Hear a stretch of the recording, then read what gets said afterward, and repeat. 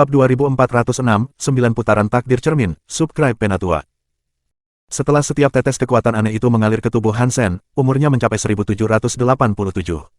Dalam waktu kurang dari 1 menit, umurnya telah meningkat setengah milenium.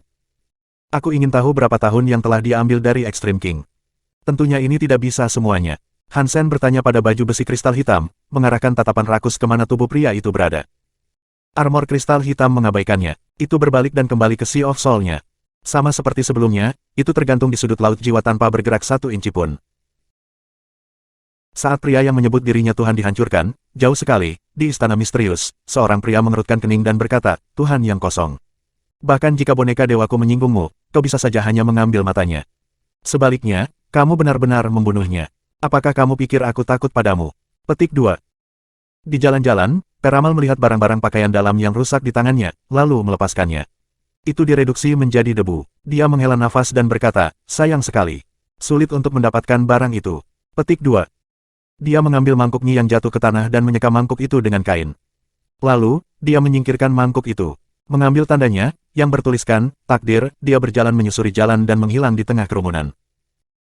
Hansen memperhatikan pria itu berubah menjadi debu, dan ketika dia melakukannya, dia menyadari bahwa waktunya sudah habis. Dia dengan cepat berlari ke bawah melalui menara. Saat dia berlari, dia berpikir, jika Extreme King menemukan patung itu dihancurkan, mereka tidak akan mengejarku, bukan? Aku tidak akan mengakui bahwa akulah yang menghancurkannya, tetapi bahkan jika aku berkata aku melakukannya, mereka tidak akan percaya aku mampu, bukan? Petik 2. Ketika Hansen mencapai lantai 6, dia melihat lukisan-lukisan itu masih tergantung di dinding. Namun makna dan pengaruh di baliknya telah lenyap. Mereka hanyalah lukisan biasa sekarang. Itu seperti ini sepanjang jalan. Semua lukisan telah kehilangan akal Tuhan mereka. Mereka tidak lagi istimewa. Aneh, Fox Queen berkata Nine Spin Destiny Mirror ada di dalam menara ini.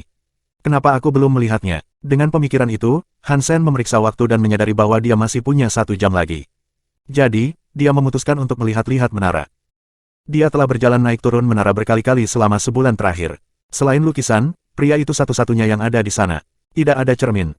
Apakah Fox Queen berbohong padaku? Itu tidak masuk akal. Berbohong padaku tentang cermin tidak akan menguntungkannya sama sekali. Hansen mengerutkan kening dan berpikir, apakah seseorang berhasil menipu Fox Queen sendiri? Mungkin memberikan intel palsu. Jika itu masalahnya, maka itu mungkin berarti identitas Fox Queen telah terungkap. Petik 2. Tapi Fox Queen pintar. Menipu seseorang seperti dia akan sulit. Hansen tertarik dan sedikit khawatir, jadi dia melihat ke setiap sudut Destiny's Tower dengan teliti. Tidak ada Nine Spin Destiny Mirror. Tidak ada sama sekali di dalam menara. Hansen bisa melihat setiap lantai dengan jelas hanya dengan melihat. Jika ada cermin, dia pasti sudah melihatnya. Pencarian seharusnya tidak perlu. Tidak ada tempat untuk menyembunyikan sesuatu di menara ini. Selain dari patung manusia yang terlihat seperti manusia tapi sebenarnya adalah bukan manusia. Hansen tiba-tiba memikirkan pria yang duduk di atas alas itu. Dia kembali ke lantai 7. Jika ada sesuatu yang tersembunyi dimanapun di menara ini, itu pasti ada di dalam alas itu. Hansen tidak kembali ke lantai 7 untuk membantu Fox Queen. Jika memang ada harta karun seperti Nine Spin Mirror Destiny, dia akan mengambilnya untuk dirinya sendiri. Bagaimanapun, Nine Spin Destiny Mirror akan menjadi item yang kuat. Pak Fox berpikir bahwa mendapatkan kembali item tersebut akan membuat mereka mengambil kembali tempat yang menonjol di alam semesta. Kembali ke lantai 7, Hansen melihat ke platform tempat pria itu duduk. Itu hanya alas batu biasa. Tidak ada yang istimewa tentang itu. Itu terbuat dari batu yang sama yang menyusun sisa Destiny's Tower. Hansen mengulurkan tangannya dan menekan alas. Platform tidak mengalami kerusakan sama sekali. Jelas itu bukan sesuatu yang mudah pecah. Sayang sekali aku menggunakan semua kekuatan Nine Spin Fox milikku. Kalau tidak, aku bisa mencoba menggunakan kekuatan itu untuk memanggil cermin.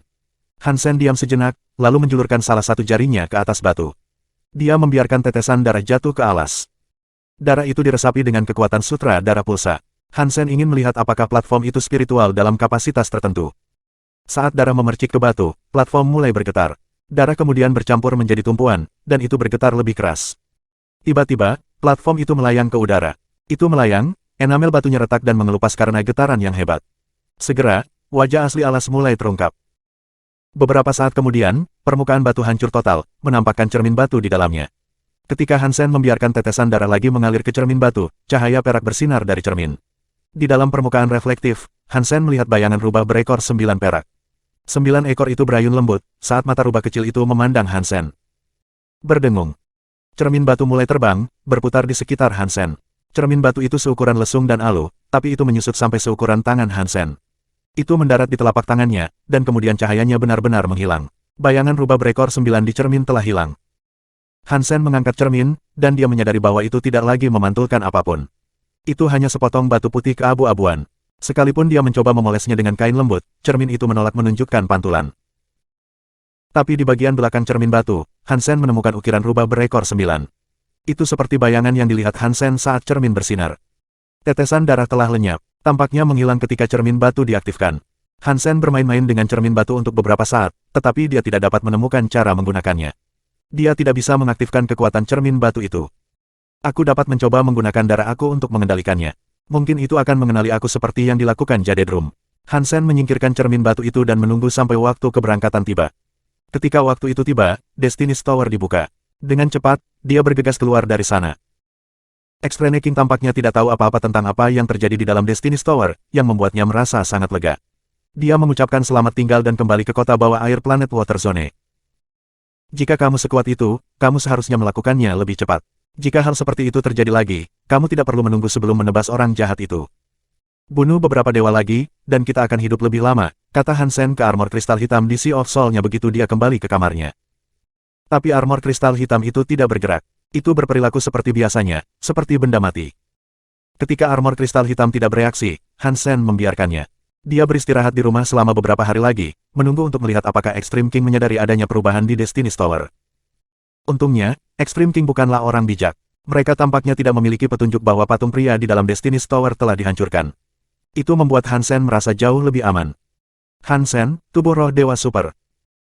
Geno Battle Body, Mutant Blood Duke, Spell Duke, Dongsuan, King, Jadeskin, Duke. Level, Raja. Gen Raja, 22. Kemajuan Devite, 12%. Umur, 1787. Dia tidak mati. Setelah mengetahui bahwa Hansen masih hidup dan telah mengunjungi Destiny's Tower, Fox Queen kagum. Bab 2407, memasuki area inti lagi. Fox Queen ingin segera pergi ke planet Waterzone untuk melihat apakah Hansen berhasil mendapatkan Nine Spin Destiny Mirror dari Destiny's Tower. Tapi Bai Changlang memiliki sesuatu yang dia ingin dia lakukan, jadi dia belum punya waktu untuk pergi ke planet Waterzone. Untuk melindungi identitas sampulnya, dia harus menekan kesabarannya untuk saat ini. Tapi Fox Queen tidak bisa berhenti memikirkan bagaimana Hansen telah mengaktifkan Secret Blood Statue, namun entah bagaimana berhasil bertahan. Dia tidak tahu bagaimana dia melakukannya. Dulu, pemimpin suci menggunakan Secret Blood Statue untuk mengendalikan bawahan. Bahkan tentaranya yang mulia tunduk padanya. Dan Secret Blood Statue di punggung Hansen telah digambar dengan darah wanita naga darah kuno. Secret Blood Statue semacam itu disediakan untuk digunakan melawan para dewa. Hansen hanyalah seorang duke. Dia bahkan belum menjadi raja, jadi bagaimana dia bisa bertahan? Fox Queen sangat bingung, tapi butuh waktu lama sebelum dia bisa pergi ke planet Waterzone dan menemukan jawaban atas pertanyaannya. Setelah Hansen kembali ke Underwater Town, dia mulai meneliti Nine Spin Destiny Mirror. Dia tidak dapat menemukan sesuatu yang unik tentang itu. Dia memberikan kekuatan padanya, tapi dia tidak bisa mengaktifkan item tersebut. Satu-satunya pilihannya adalah meneteskan darahnya ke cermin batu dengan harapan cermin itu akan mengakuinya sebagai tuannya di masa mendatang. Setiap kali Hansen meletakkan darahnya di cermin batu, itu akan menyala dengan bayangan rubah ekor 9. Saat bayangan menghilang, darah akan ikut menyertainya. Hansen mencoba menggunakan metode yang sama seperti yang dia lakukan dengan Jade Drum, tapi sepertinya tidak berhasil. Apakah Raja Bao meletakkan Nine Spin Destiny Mirror Fox di Destiny's Tower dan meletakkannya di bawah patung itu? Jika demikian, mengapa dia melakukan itu? Hansen tidak dapat menemukan jawaban untuk pertanyaan itu. Cermin batu tidak membuat kemajuan apapun, dan untuk saat ini, sepertinya tidak ada yang bisa dilakukan Hansen tentang itu. Peri air di Labu Giok membantu Hansen tumbuh lebih kuat. Dia mewujudkan perasaan Proudbone Swordman untuknya, dan sebagai hasilnya, Hansen merasa seolah-olah ahli pedang sendiri akan memiliki terobosan. Hansen tidak meniru Swordman Mad Sword. Dia menggunakan pikiran pedangnya sendiri untuk bertarung dengan Mad Sword. Awalnya pertarungan itu sepenuhnya sepihak, tetapi setelah beberapa saat, Hansen mulai mengembangkan beberapa perlawanan. Swordman Mad Sword tidak cocok untuk Hansen, jadi dia tidak berencana menggunakannya secara langsung. Sebagai gantinya, dia menggunakannya sebagai batu gerindra, mempertajam pikiran pedangnya sendiri terhadapnya. Tidak peduli seberapa kuat kecerdasan pedang Mad Sword, itu bukan milikku. Itu hanya akan menjadi milikku jika aku bisa sepenuhnya memahaminya. Meskipun perbaikan seperti ini jauh lebih lambat daripada jika dia hanya meniru Swordman Mad Sword, Hansen tidak terburu-buru. Dia fokus pada setiap aspek dari pemikiran pedangnya, meningkatkannya sedikit demi sedikit. Meskipun Hansen memiliki banyak gen inti kelas raja, dan dia memiliki 100 gen xenogenik kelas raja, dia akan membutuhkan lebih banyak lagi dalam beberapa hari mendatang. Jadi, Hansen masih berencana untuk kembali ke area inti untuk berburu lebih banyak gen inti. Lagi pula, selalu baik untuk memiliki lebih banyak di gudang. Jika tebakan Hansen benar, 100 gen xenogenik kelas raja mungkin meningkatkan wilayah raja satu tingkat. Hansen mendorong roda penggerak dirinya untuk memasuki area inti lagi. Dia kembali ke lokasi yang dia tinggalkan, yang tidak terlalu jauh dari planet Dark Zone. Hansen tidak akan berani mengunjungi planet Dark Zone lagi. Sampai dia memiliki kekuatan yang cukup, memprovokasi serangga aneh itu pada dasarnya berarti bunuh diri. Tubuh Dewa Supernya tidak membuatnya tak terkalahkan, dan batas waktunya selalu membuat pusing. Setelah aku menjadi dewa, apakah aku dapat menggunakan tubuh roh Dewa Super dalam jumlah tak terbatas? Hansen bertanya-tanya saat dia terbang. Dolar, kebetulan sekali. Apakah kamu tertarik untuk bekerja sama lagi? Hansen belum lama terbang ketika sekelompok orang mendekatinya. Itu adalah Dragon One, Dragon 8, dan beberapa naga lainnya. Tapi Dragon One dan Dragon 8 adalah satu-satunya naga yang selamat dari usaha terakhir mereka. Naga yang menemani mereka sekarang masih baru. Hansen tidak menjawab. Dari arah lain, sekelompok orang kedua dengan cepat mendekat. Pemimpin kelompok itu adalah Herober. Saat dia terbang lebih dekat, dia berkata, jika kalian bekerja sama, mungkin tidak apa-apa jika kami bergabung. Petik 2. Hansen kaget. Dia baru saja memasuki area inti, dan keduanya sudah menemukannya. Ini tidak mungkin kebetulan. Orang-orang, aku tersanjung. Tapi kali ini aku berharap bisa keluar sendirian. Mungkin lain waktu, kata Hansen, menolak tawaran mereka dengan sopan. Dia tidak tahu apa yang mereka incar, dan dia tidak ingin bertengkar dengan mereka. Hansen berbalik untuk pergi, tapi Herober segera berkata, jika kamu tidak ingin bekerja dengan kami, tidak apa-apa. Tapi aku punya beberapa mutan kelas xenogenik kelas raja untuk diburu. Apakah kamu tertarik untuk melihatnya? Petik 2. Hansen berhenti. Butuh waktu untuk menemukan xenogenik mutan, jadi dapat melakukan perjalanan langsung ke mereka akan sangat membantu untuk meratakan Hansen. Jika mereka membunuh mutan, Hansen bisa mendapatkan bakat xenogenik tanpa perlu melatihnya. Tidak buruk, tidak buruk. Aku juga memburu beberapa xenogenik mutan. Kalau tertarik, kamu tahu aturan dan sahamnya, kata Dragon One kemudian. Hansen sangat tergiur dengan kedua tawaran tersebut. Jika semuanya benar seperti yang mereka katakan, membunuh beberapa xenogenik mutan akan sangat bermanfaat bagi Hansen. Plus, dia akan mendapatkan 50% rampasan dari seluruh pertarungan, bukan hanya apa yang dia bunuh secara pribadi. Dan tidak perlu menghabiskan waktu untuk mencari tahu tentang xenogenik. Peluang seperti ini sulit didapat. Setelah beberapa saat berpikir diam, Hansen masih menolak kedua tawaran itu. Jika dia memilih salah satu pihak sekarang, dia hanya akan menyinggung pihak lain. Hansen tidak khawatir menyinggung orang lain, tetapi dalam kasus ini, itu tidak perlu. Karena Hansen tidak setuju, mereka masih tidak akan bisa membunuh xenogenik mutan itu sendirian. Mereka akan membutuhkan bantuan Hansen di masa depan. Mungkin dia bisa menerima lebih banyak manfaat seperti ini nanti. Dragon One dan Herober sepertinya mengharapkan Hansen menolak mereka, jadi mereka tampaknya tidak kecewa. Mereka masih berbicara dengan Hansen dengan gembira dan hormat, berharap mereka bisa bekerja sama lagi dalam waktu dekat. Kenapa kamu begitu baik padanya? Apakah menurutmu Destroyed membutuhkan raja seperti dia? Bar bertanya begitu Hansen pergi.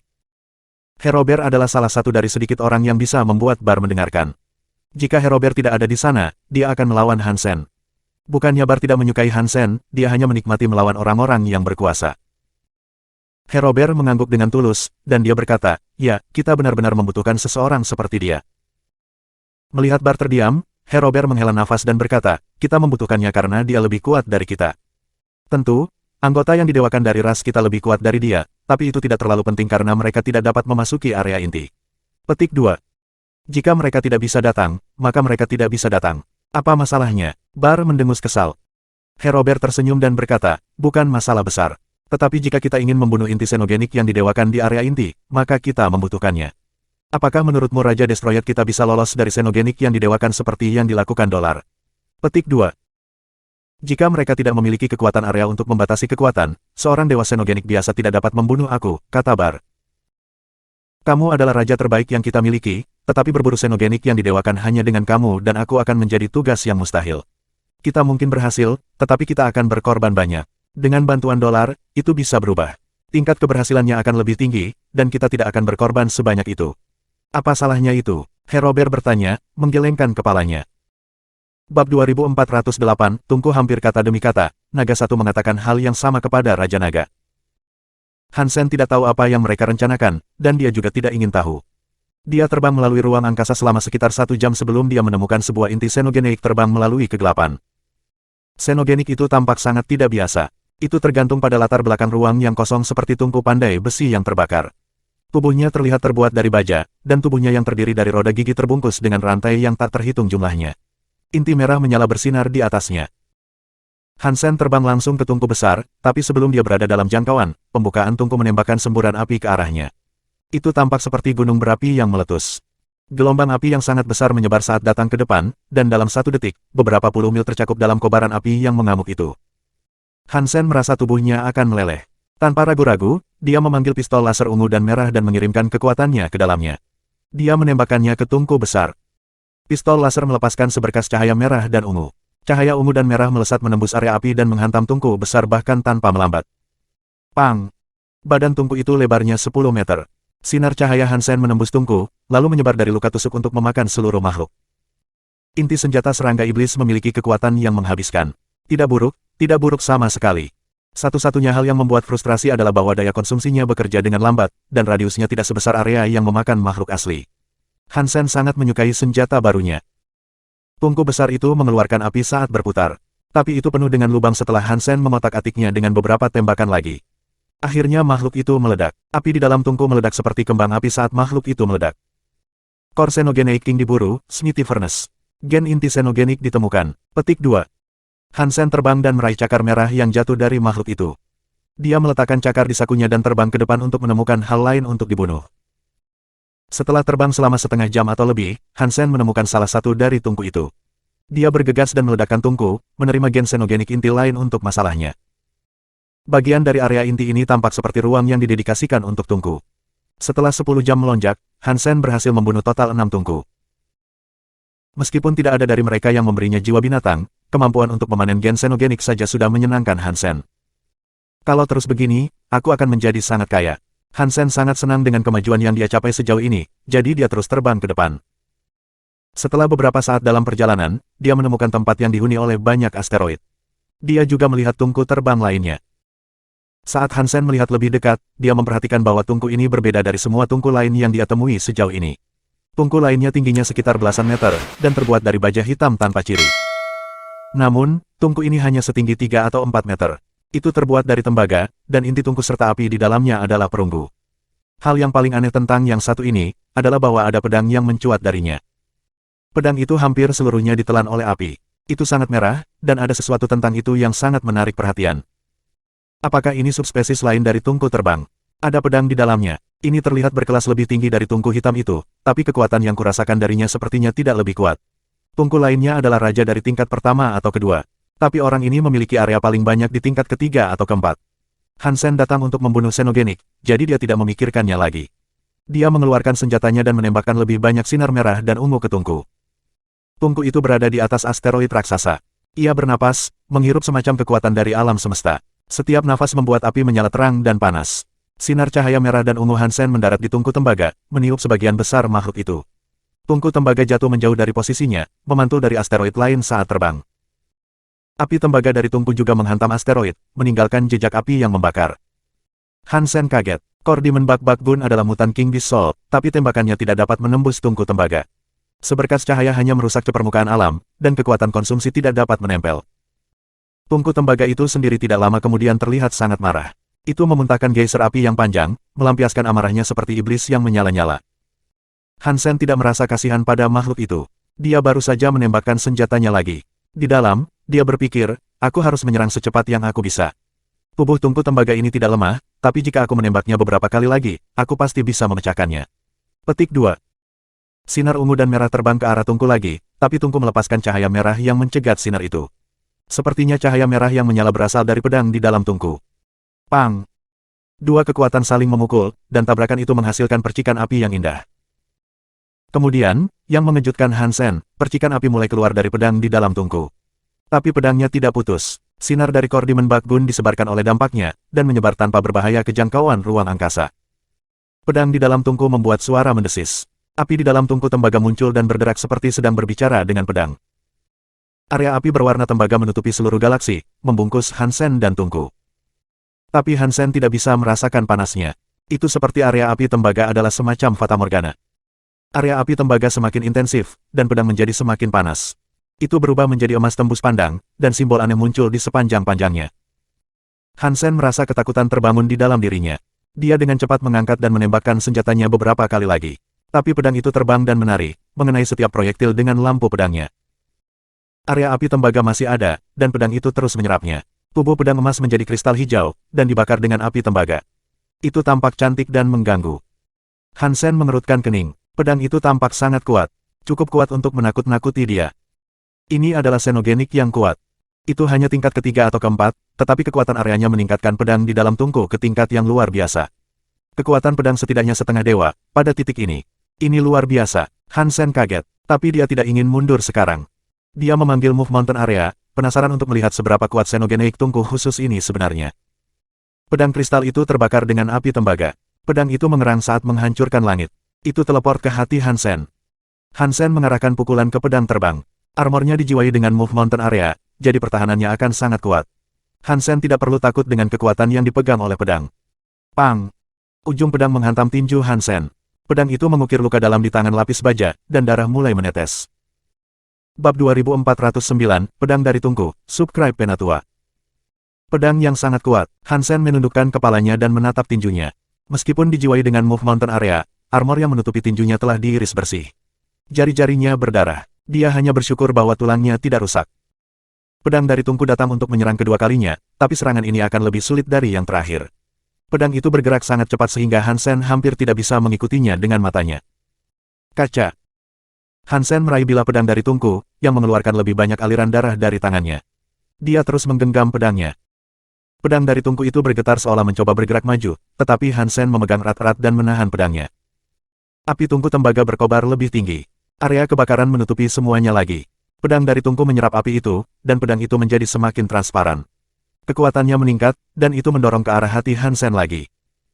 Pedang itu mengiris lebih dalam ke tangan Hansen. Darah tumpah di sekitar ujung tajam pedang, tapi meski begitu, Hansen menolak untuk melepaskannya.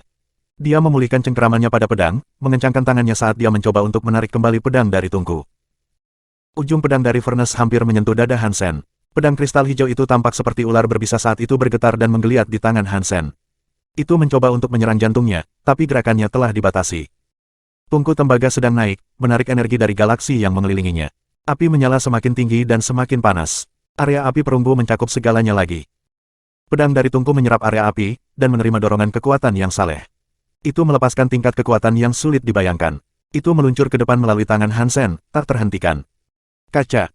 Pedang mulai mengiris baju besi di dada Hansen. Dia terus mencoba untuk mendorong kembali pedang yang ganas itu, tetapi dia tidak bisa. Darah sekarang mengalir dari tangan Hansen, dan hanya masalah waktu sebelum mulai memotong tulang jarinya. Pedang itu telah menenggelamkan 5 cm ke dalam dada Hansen pada saat ini, dan itu akan menyentuh hatinya. Tungku tembaga menari dengan gembira. Api di dalamnya sedang melakukan jig, dan apinya berbentuk emoji tersenyum yang menatap tepat ke Hansen. Kamu benar-benar kuat, tapi ini harus dihentikan, kata Hansen ke Tungku tembaga, tangannya masih memegang pedang. Pedang dari Tungku itu sangat kuat, tetapi setelah beberapa serangan pertama itu, kekuatan menakutkan telah berpindah ke Dongsuan Armor. Tidak akan mudah bagi pedang dari Tungku untuk menembus sirah Dongsuan sekarang. Kaca. Hansen mengumpulkan kekuatannya dan mendorong pedang dari Tungku.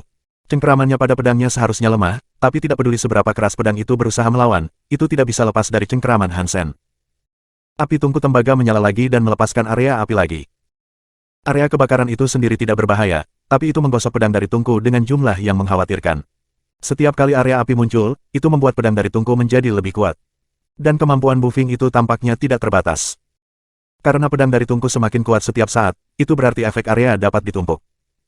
Area yang dapat ditumpuk ini adalah yang pertama dilihat Hansen. Mata Hansen mengeras saat dia meraih pedang dari Tungku. Dia menarik pedang dari dadanya saat area api tiba-tiba menghilang. Selain api kecil yang masih berkedip di dalam tungku tembaga, tidak ada percikan api lainnya. Hansen telah menjalankan area Dongsuan dengan kekuatan maksimal. Ini memaksa roda gigi otomatis tungku tembaga untuk berhenti, memadamkan area api. Tungku tembaga menggigil. Roda penggerak di dalam tungku berputar sangat cepat, mencoba menarik energi yang cukup dari ruang di sekitarnya untuk menyalakan api lagi. Tetapi tidak peduli seberapa cepat mereka berputar, makhluk itu tidak dapat mengabaikan kekuatan areanya. Rasanya seperti mencoba melakukan pertandingan basah. Kecuali lawan lebih kuat dari Hansen, area Dongsuan akan memaksa mereka untuk menggunakan roda gigi universal mereka sendiri. Jika tidak, mereka tidak akan memiliki kekuatan di dalam area Dongsuan. Tungku tembaga itu sendiri tidak terlalu kuat. Itu hanya xenogenik raja tingkat kedua atau ketiga. Tapi area apinya, ketika digunakan bersamaan dengan pedang dari tungku, memiliki kekuatan yang luar biasa. Setelah beberapa buff, Sword from the Furnace setidaknya sama baiknya dengan makhluk setengah dewa. Ini adalah pertama kalinya Han Sen melihat jenis xenogenik ini. Tungku tembaga ingin memuntahkan api lagi, tetapi sekeras apapun dicoba, itu bahkan tidak bisa menghasilkan kepulan asap. Giliranku sekarang, memegang pedang dari Furnace di satu tangan, Han Sen mengangkat Core Demon Backbone di tangan lainnya. Dia menembaki tungku tembaga seperti orang gila. Karena Move Mountain Area, kecepatan gerakan Han Sen lambat. Tidak mungkin dia bisa menyerang tungku tembaga dengan tangan pada saat ini, tapi kecepatan tembak Core Demon Backbone tidak berubah. Pang, pang, pang, pang. Sinar ungu dan merah menabrak tungku tembaga, dan makhluk itu dikirim terbang. Tungku mengumpulkan penyok di seluruh permukaannya saat terpental melalui bidang asteroid. Mengapa orang ini begitu keras? Han Sen tercengang. Dia telah menggunakan Core Demon Backbone untuk menembaknya selama berabad-abad. Dia menutupi tungku tembaga dengan penyok dan bantingan, tetapi dia tidak dapat memecahkannya, dan kekuatan konsumsi tidak dapat menempel pada musuhnya. Tungku tembaga tampak dalam kondisi yang buruk, tetapi hanya mengalami luka ringan. Itu tidak mengalami cedera serius. King Xenogenik tingkat ketiga atau keempat memiliki area yang aneh. Dan tubuhnya sangat keras. Ini sangat aneh. Han Sen mengerutkan kening. Tapi Han Sen telah bertindak terlalu jauh untuk membiarkan semuanya berjalan sekarang. Dia terus menggunakan Core Demon Backbone untuk menembak ke tungku tembaga, memutuskan untuk menembak benda itu sebanyak yang dia butuhkan untuk memecahkannya. Tembakan tepat Han Sen terus memaku tungku. Makhluk itu masih terbang, tapi bukannya mencoba menjauh dari Han Sen, dia malah mendekat. Tungku itu tersentak ke depan seperti sedang menaiki roller coaster di angkasa. Pedang dari tungku terus berjuang di tangan Han Sen, tapi itu tidak bisa melepaskannya. Pang! Akhirnya, setelah Han Sen memotret untuk apa yang tampak seperti selamanya, satu sisi tungku tembaga mengalami sedikit kerusakan. Cahaya ungu dan merah membuat lubang seukuran kepalan tangan di permukaan. Lubangnya tidak besar, tapi Han Sen langsung merasa lega. Ukurannya tidak menjadi masalah. Jika dia bisa menembusnya, maka dia bisa menghancurkannya. Han Sen berencana untuk terus menembak, tetapi tungku tembaga mulai mengeluarkan bunyi menangis. Area Dongsuan masih mengunci semua roda penggerak di ruang terdekat, dan tidak peduli seberapa keras berusaha, itu tidak dapat menciptakan area kebakaran lagi. Tiba-tiba, Han Sen mendengar jeritan logam yang memekakkan telinga. Namun, suara ini tidak berasal dari tungku tembaga. Han Sen mengangkat kepalanya, dia berbalik dan melihat tungku tembaga raksasa datang ke arahnya. Itu sebesar planet, dan ribuan pedang mengelilinginya seperti sungai yang mengamuk. Setiap pedang tampak seperti pedang dari tungku di tangan Han Sen. Mereka terbakar dengan api hijau aneh yang entah bagaimana tampak seperti kristal. Sejauh yang bisa dilihat Han Sen, galaksi itu tertutup aliran pedang, dan dunia menjadi lautan pedang yang berkedip. Bab 2410, Aliran Pedang. Penampilan tungku besar membuat Han Sen benar-benar lengah. Dia dengan cepat mendorong kekuatan sebanyak mungkin ke dalam area Dongsuan miliknya. Tidak mungkin baginya untuk sepenuhnya menghentikan pedang dari tungku dan area api. Tungku tembaga raksasa ini adalah binatang setengah dewa yang asli. Mungkin hanya satu langkah kecil lagi untuk menjadi dewa. Itu hampir lebih kuat dari Dragon One. Tapi, untungnya, itu tidak memiliki rantai substansi, jadi itu tidak bisa menjadi dewa yang sebenarnya. Area Dongsuan tidak bisa sepenuhnya menyegel kekuatan, tapi masih mempengaruhi roda gigi universal. Itu membuat roda gigi universal berputar lebih lambat, yang menyebabkan pengurangan daya. Ditambah lagi, dengan Move Mountain Area, Han Sen tidak terlalu takut dengan aliran pedang itu, meski mereka terlihat sangat menakutkan. Dong! Han Sen melambaikan pedang dari tungku yang ada di tangannya dan menjatuhkan sekelompok pedang hujan yang mendekat dengan berbahaya.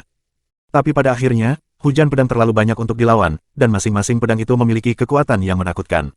Setiap serangan datang dengan kekuatan makhluk setengah dewa. Sebuah pisau mengenai Han Sen, memotong armor Dongsuan. Untungnya, Move Mountain Area mampu menyerap banyak kekuatan dari serangan yang dideritanya. Ia mampu menghindari serangan makhluk setengah dewa. Hujan pedang bisa meninggalkan goresan dalam di armor Dongsuan, tapi tidak bisa menembus seluruhnya. Bilah demi bilah menghantam armor. Itu seperti banjir bandang. Masing-masing terus meninggalkan goresan di permukaan baju besi. Serangan itu sangat dekat dengan daging Han Sen, dan dia hampir berteriak karena khawatir. Air terjun pedang terus menghantam tubuh Han Sen. Di bawah serangan kekerasan seperti itu, raja ini tampak sama mengancamnya dengan xenogenik yang didewakan. Sementara serangga dewa yang diperangi Han Sen sangat kuat, ia tidak memiliki serangan jarak jauh, jadi raja bersama Han Sen masih memiliki kesempatan untuk melarikan diri. Tapi di bawah hujan pedang yang menyelimuti langit ini, tidak ada tempat untuk lari. Tidak peduli seberapa kuat pertahanan seseorang, terus-menerus diserang oleh air terjun pedang itu pada akhirnya akan membuatnya berlubang. Itu adalah prinsip yang sama yang diandalkan Han Sen ketika dia menyerang tungku tembaga. Tetapi aliran serangan ini tidak terdiri dari air, itu terdiri dari pedang yang memegang kekuatan setengah dewa. Jika itu adalah orang lain, dengan tipe kekuatan area yang berbeda, mereka akan mati dalam rentetan pertama aliran pedang yang berantakan itu. Bahkan tulang mereka pun akan hancur. Untungnya, Hansen memiliki Move Mountain Area untuk perlindungan. Saat semua aliran pedang itu turun ke Dongsuan Armor, mereka memberikan buff yang luar biasa pada properti pertahanan armor. Selama beberapa serangan pertama tidak merusak Move Mountain Area, menggunakan Dongsuan Armor sebagai karier membuatnya tak terkalahkan. Tungku tembaga kecil terbang ke tungku tembaga besar. Mulut tungku terus menyemburkan api karena mengeluarkan suara rengekan yang menyedihkan. Tampaknya ia sedang menceritakan kesengsaraannya pada tungku tembaga besar. Setelah tungku tembaga besar mendengar apa yang diberitahukan, ia menjadi sangat marah. Itu melepaskan gelombang api hijau yang sepertinya bisa membakar planet. Area api turun dan menutupi pedang dari tungku. Pedang menerima buff area api, dan kekuatan mereka naik ke tingkat yang menakutkan. Dragon Ome terbang melintasi angkasa.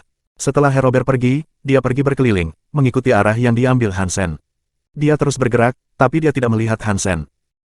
Hansen telah bepergian dengan cepat, jelas berniat membunuh sebanyak mungkin Xenogenik. Dragon One dan Herober telah berbicara sebentar sebelum berpisah. Masuk akal jika Dragon One belum mengejar Hansen. Bergerak maju lebih banyak mengarah ke zona tungku inti.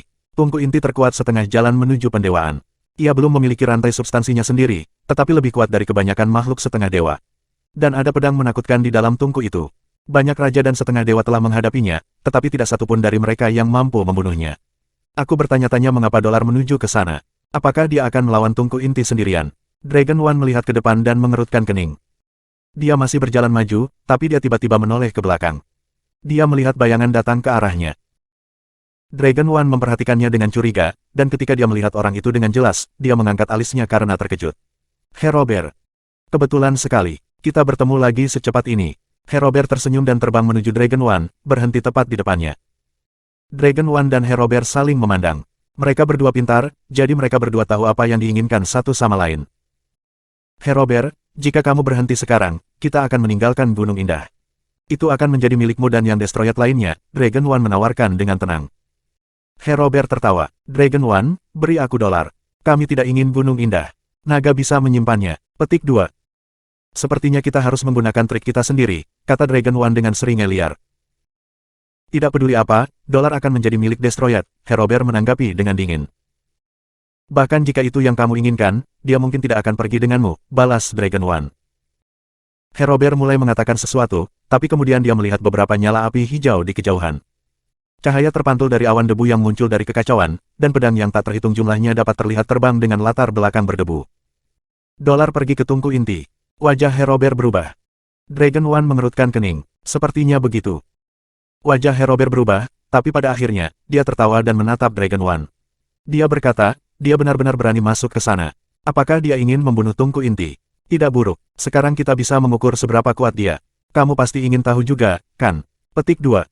Dragon One tersenyum masam. Dia dan Herober memikirkan hal yang sama. Mereka berdua ingin menggunakan kekuatan dolar untuk melawan Xenogenik yang didewakan di area inti. Xenogenik yang didewakan dari area inti adalah hadiah yang sangat besar. Karena tidak ada dewa yang bisa memasuki tempat ini, mengklaim hadiah itu adalah proses yang sangat sulit. Banyak elit yang berbeda dari ras yang berbeda-beda telah berusaha untuk menjatuhkan dewa inti, tetapi mereka semua gagal. Bahkan Etreme King harus mengumpulkan banyak orang setengah dewa untuk melakukan perburuan seperti itu. Naga dan Destroyer telah mencapai sedikit kesuksesan di masa lalu, tetapi mereka harus mengumpulkan banyak setengah dewa dalam upaya mereka.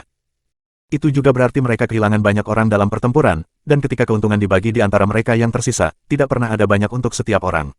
Tidak ada yang bisa mengimbangi bahaya dan kerugian yang terjadi. Oleh karena itu, selama beberapa tahun terakhir, tidak banyak kesempatan untuk berburu Xenogenik yang didewakan. Kekuatan Xenogenik yang didewakan sangat bervariasi, dan varietas yang lebih lemah umumnya menjadi sasaran para pemburu. Setelah Xenogenik dewa itu dibunuh, hanya Xenogenik dewa yang kuat yang tersisa, dan seiring waktu, monster itu menjadi lebih kuat. Membunuh mereka sekarang menjadi usaha yang jauh lebih sulit daripada sebelumnya. Seperti serangga aneh yang baru-baru ini mereka temui, itu adalah Xenogenik yang didewakan yang kuat.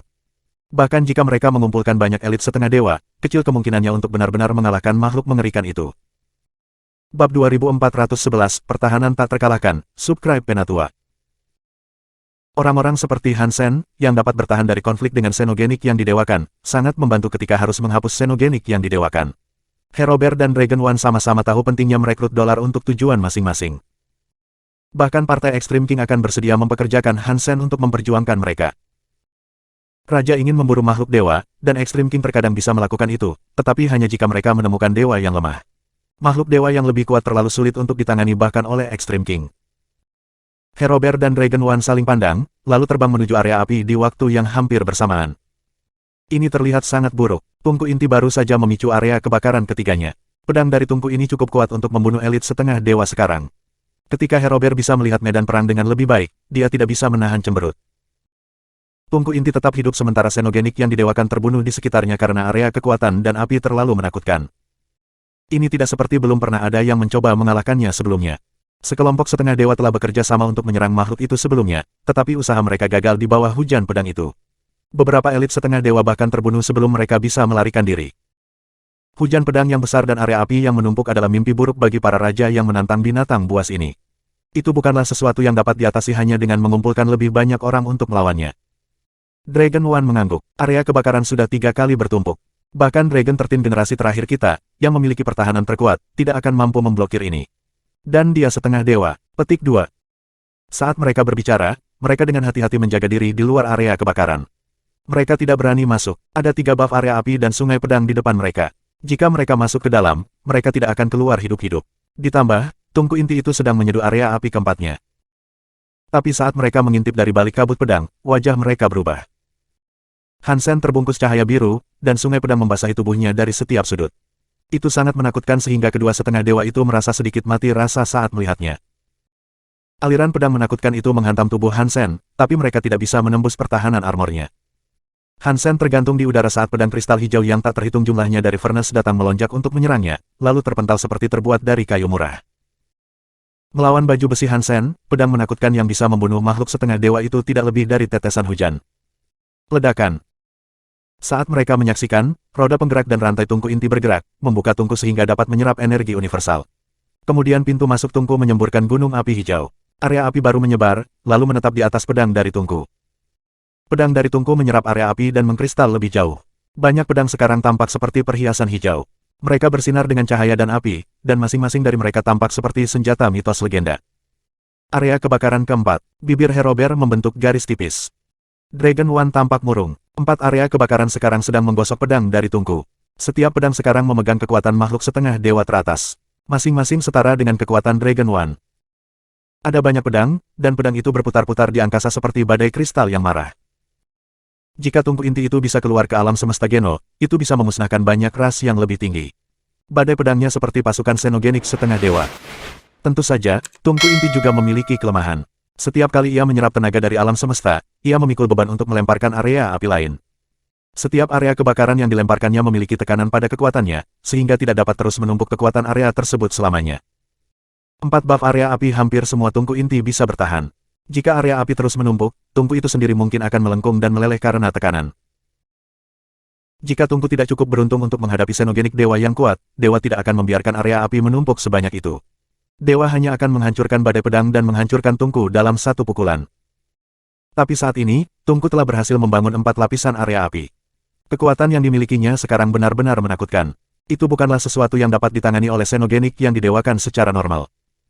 Banjir pedang mendekati Hansen, menyelimuti ruang di sekitarnya. Alis Dragon One dan Herober terangkat. Tekanan situasi semakin mendekati mereka, dan mereka mengepalkan tangan. Bisakah dolar bertahan dari ini? Dragon One dan Herober menatap Hansen, melayang sendirian di area birunya. Ledakan. Air terjun pedang menabrak Hansen. Mereka mengubur Hansen di bawah gunung giok hijau yang mendidih. Aliran pedang yang mengamuk terus turun, dan itu terasa seperti begitu banyak massa yang berkumpul sehingga lubang hitam akan terbentuk, tepat di luar angkasa. Keringat membasahi kening Dragon One dan Herober. Jika serangan semacam ini datang pada salah satu dari mereka, tubuh mereka akan tercabik-cabik. Ini bukanlah masalah menahannya melalui kekuatan kemauan. Itu adalah kekuatan luar biasa yang telah dirancang dengan tujuan tunggal untuk membunuh musuh. Itu tidak mungkin untuk bertahan kecuali penahan memiliki kekuatan yang lebih besar daripada serangan itu. Tidak ada bala bantuan atau pasukan tambahan yang dapat mengatasi hal seperti ini. Air sangat lemah dalam jumlah kecil, tetapi jika cukup air terkumpul di satu tempat, hal itu bisa menjadi tsunami. Bahkan gedung-gedung tinggi bisa dirobohkan oleh kekuatan alam seperti itu. Pedang dari tungku inti memiliki kekuatan menakjubkan yang sama. Dampak aliran pedang begitu keras sehingga Dragon One dan Herober hampir tidak bisa mendengar satu sama lain. Mata mereka menatap cahaya biru di tengah aliran pedang. Area cahaya biru belum ditelan, dan itu berarti dolar belum mati. Bertahan dalam keadaan seperti itu bukanlah keajaiban. Ledakan. Aliran pedang yang jatuh mulai melambat, dan Dragon One dan Herober akhirnya bisa melihat Hansen melalui celah kecil di antara kedua pedang. Hansen berdiri dengan tenang di tempatnya. Dia tidak takut, seperti dewa. Dia membiarkan pedang dari tungku itu bertabrakan dengan baju besinya, dan dia tidak berusaha untuk memblokirnya. Tak satu pun dari pedang itu bisa menembus pertahanannya. Dragon One dan Herober sama-sama terkejut dan bahagia. Area dan kekuatan armor seperti apa yang dimiliki dolar. Dia tetap tidak terluka di bawah beban serangan itu. Petik 2. Mereka hampir tidak bisa mempercayai kekuatan pertahanan Hansen, tapi itu memberi mereka harapan. Dengan pertahanan yang begitu kuat, menghentikan Xenogenik yang didewakan mungkin saja terjadi. Bab 2412, Bertarung Tatap Muka. Penerjemah, Nyaoi Boss Studio. Editor, Nyaoi Boss Studio. Move Mountain area praktis tak terkalahkan, tetapi Hansen merasa seolah-olah dia akan segera mencapai ujung tambatannya. Tidak ada masalah dengan cara fungsi Move Mountain area, tapi ada batasan jumlah kekuatan yang dapat didukung oleh Dons Guan Armor. Begitu banyak tenaga yang disalurkan ke dalam armor itu sehingga mulai menghasilkan suara retak, seperti kaca pecah. Armor Dongsuan hanya berada di tingkat pertama. Meskipun itu yang terbaik jika dibandingkan dengan orang lain pada level yang sama, level itu terlalu rendah untuk situasi ini. Fakta bahwa itu telah bertahan selama ini sungguh menakjubkan. Jika armor Dongsuan dapat naik level ke tingkat ke-9 dan disetel ulang, maka kombinasi Move Mountain area dan area Dongsuan akan membuat pertarungan tatap muka Xenogenik yang didewakan cukup mungkin, pikir Hansen dalam dirinya sendiri. Ledakan. Saat Hansen berpikir, tungku inti terbuka untuk menyerap energi universal sebanyak mungkin. Api tungku menyala dengan terang. Tungku sendiri sepertinya berubah karena panas. Tembaga itu menjadi semi-transparan, dan bersinar dengan cahaya apinya yang goyah. Itu terlihat sangat aneh dan sangat indah. Api dimuntahkan darinya saat area api kelima mengalir keluar. Bola api kehijauan menjadi padat seperti air saat membungkus pedang dari tungku. Banyak pedang yang menyerap kekuatan area api kelima itu. Pedang itu tampak seperti kaca sempurna sekarang. Mereka bergerak seperti dirasuki roh pedang, dan bayangan berbahaya melintas di belakang mereka. 5 area kebakaran. Ini hampir seperti kekuatan rantai zat. Tungku inti curang. Dragon One dan Herober sama-sama terkejut. Tubuh mereka gemetar karena terintimidasi karena melihat semua pedang itu. Mereka tidak takut untuk hidup mereka sendiri, tentu saja, tapi melihat semua kekuatan itu menyebabkan reaksi yang tidak terduga oleh mereka berdua. Bahkan dari jarak ini, mereka bisa merasakan panas berbahaya dari serangan yang akan datang. Untungnya, Herober dan Dragon One adalah raja teratas. Gumpalan udara pedang ini akan memaksa raja biasa berlutut. Mungkin setelah pertarungan ini, tungku inti itu akan menjadi dewa, gumam Dragon One, matanya terpaku pada tungku. Bisakah dolar menahannya? Herober melihat keluar angkasa. Aliran pedang mengarah ke Hansen. Keringat dingin yang mengalir dari Destroyer telah membasahi pakaiannya. Hansen bisa melihat bahwa pedang dari tungku itu semua mengarah padanya, tapi dia tidak takut. Dia memuji mereka dengan tenang, berkata, sungguh Xenogenik yang kuat. Sayang sekali. Saat dia berbicara pada dirinya sendiri, Hansen mengulurkan tangan. Ibu jari dan jari tengahnya bersatu, dan sebuah koin muncul di antara keduanya. Hansen tidak bisa bergerak. Penggosokan Move Mountain area telah membuat armor Dongsuan terlalu berat. Selain itu, armor Dongsuan telah mencapai kapasitas maksimal. Jika itu menyerap lebih banyak kekuatan, itu pasti akan meledak. Jadi, sekarang, Hansen harus bertarung secara langsung. Dia tidak punya pilihan. Dia harus bertarung. Setelah melihat rencana Hansen, Dragon One dan Herober tampak gelisah. Raja tingkat pertama akan melawan tungku yang hampir didewakan. Kemungkinan kematian sangat tinggi. Mereka bisa melihat situasi Hansen dan mendengar armornya berderit. Ada beberapa tanda kecil mulai muncul di atasnya. Jelas, itu tidak bisa menahan penindasan kekuatan menakutkan itu lebih lama lagi. Mereka mengira Hansen bertarung sekarang karena dia tidak punya pilihan lain. Seorang raja tingkat pertama seharusnya tidak memiliki kesempatan sama sekali melawan badai pedang yang sangat besar itu. Namun, Hansen tidak setuju. Pedang dari tungku itu menakutkan. Bahkan Move Mountain area dan Dongsuan armornya tidak tahan. Tapi kekuatan luar biasa yang telah dibangun di dalam baju besinya adalah sesuatu yang sekarang bisa digunakan Hansen. Ayolah, beritahu dunia tentang kekuatan mengumpulkan pajak. Hansen menggeram pelan. Dia memegang koin itu dengan erat di antara jari-jarinya. 1 bas. Koin itu mengerang, dan angka-angka di permukaannya melonjak dengan cepat. 1, 2, 10, 50. Angka-angka pada koin itu kabur saat mereka melesat ke atas. Gelombang pedang berkumpul, bersiap untuk menuju Hansen dan koinnya. Koin Hansen memiliki 2 keterampilan, menyimpan uang dan mengumpulkan pajak. Menyimpan uang dapat mengumpulkan kekuatannya sendiri untuk menyerang. Mengumpulkan pajak berasal dari inti geno koin Hansen. Daripada menggunakan kekuatan Hansen sendiri, keterampilan itu bergantung pada kekuatan eksternal. Dalam radius tertentu, semua makhluk dengan kekuatan akan mengorbankan energinya sendiri untuk bahan bakar keterampilan. Semakin kuat makhluk itu, semakin banyak pajak yang dikumpulkan. Masing-masing dan setiap pedang dari tungku sangat kuat. Mereka setengah dewa, hampir sepenuhnya didewakan. Ada banyak dari mereka juga. Setiap pedang menyerahkan sejumlah kecil kekuatan, dan Hansen mengumpulkan pajak mereka. Jumlah kekuatan yang mengerikan berkumpul di koin tunggal Hansen. Kekuatan koin itu meningkat sedemikian rupa sehingga Hansen hampir tidak bisa mengendalikannya. Ketika tungku mengerang, pedang yang tak terhitung jumlahnya menerima buff api mereka. Itu membuat mereka bergerak. Aliran pedang tampak seperti tsunami yang turun ke Hansen. Kekuatan mereka menyelimuti segalanya seolah-olah mereka akan merobek ruang itu sendiri. Dragon One dan Herober mulai mundur. Aliran pedang terlalu menakutkan. Setelah serangan itu, tungku itu pasti akan menjadi dewa. Begitu itu terjadi, mereka tidak akan punya harapan untuk melarikan diri. Ding!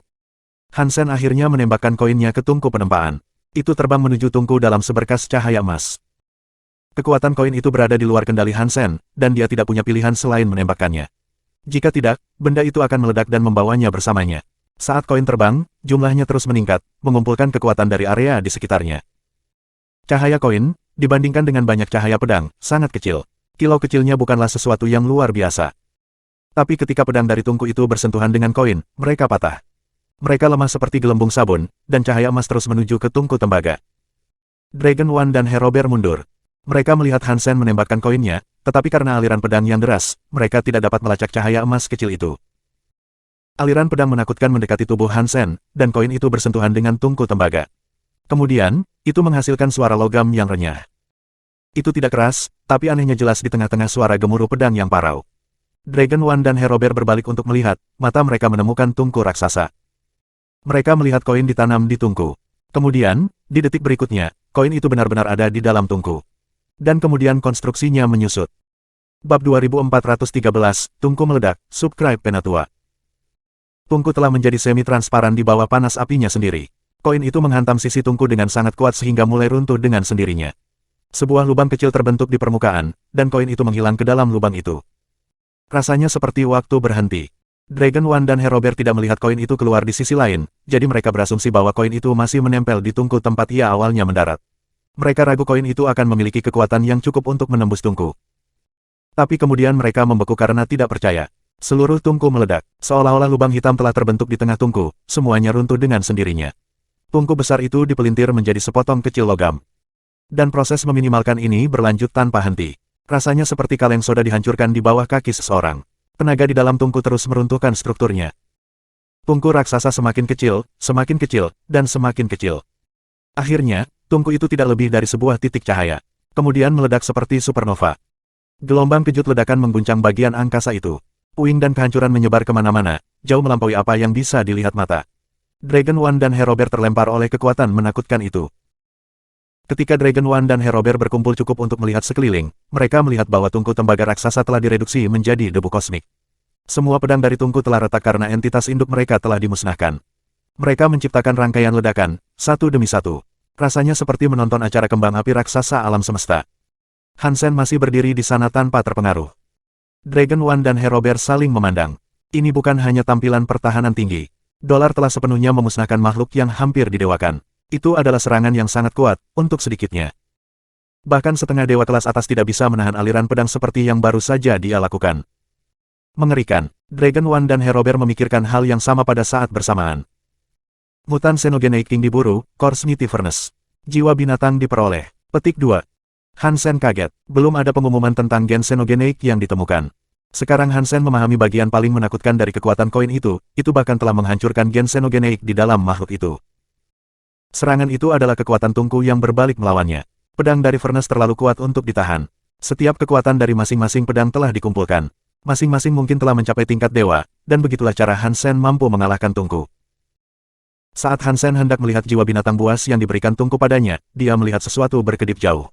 Dia melihat lebih dekat, dan dia melihat tungku tembaga kecil melarikan diri. Hansen berhenti menggunakan Move Mountain Area dan terbang setelah itu. Tungku bukanlah makhluk yang cepat. Itu tidak terbang dengan cepat, jadi Hansen bisa menyusulnya dalam waktu singkat. Dia mengeluarkan Core Demon Backbone untuk membunuhnya. Tungku kecil berhenti di jalurnya, menghembuskan cerobongnya untuk membuat api berputar, memuntahkan, dan menyebar. Itu mengeluarkan serangkaian suara tangisan. Hansen mengira itu sedang mempersiapkan diri untuk bertarung. Dia memegang Core Demon Backbone dengan tujuan tetap, tapi dia segera menyadari bahwa tungku tidak melepaskan api hijaunya ke Hansen. Sebaliknya, api berputar di udara untuk membentuk beberapa kata.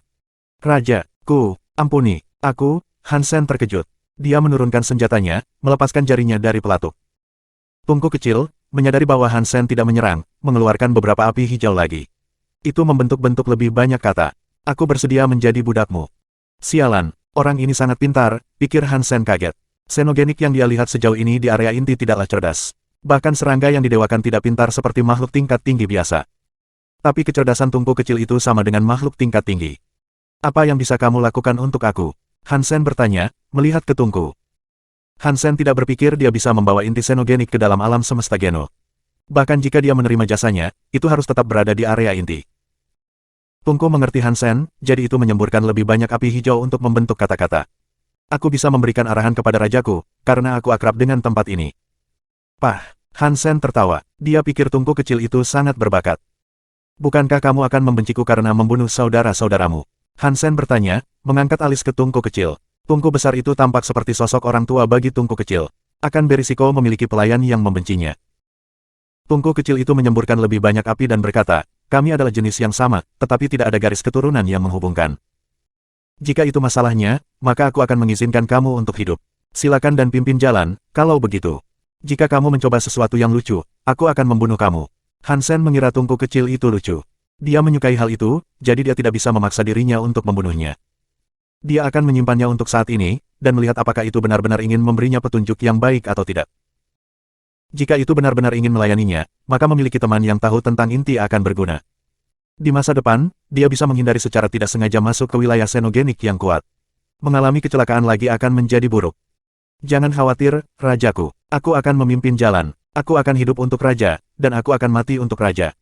Aku akan menghabiskan hidupku untuk melayani raja. Tungku kecil terbilang. Sekarang aku tahu kamu penuh omong kosong. Pimpin aku ke tempat aku dapat menemukan xenogenik. Sesuatu yang bisa kubunuh tidak terlalu berbahaya, Hansen memerintahkan dengan tegas. Lewat sini, rajaku. Tungku kecil memimpin jalan keluar angkasa. Setelah keduanya menghilang, Herober dan Dragon One menampakkan diri. Mereka belum pernah keluar dan menyapa Hansen sebelumnya karena dia terlalu menakutkan. Mereka harus memikirkan cara untuk memotivasi Hansen untuk bekerja sama dengan mereka. Dia sangat kuat, kecuali jika mereka memberikan banyak insentif, dolar tidak akan peduli dengan tawaran mereka. Dan mereka berdua bertengkar satu sama lain.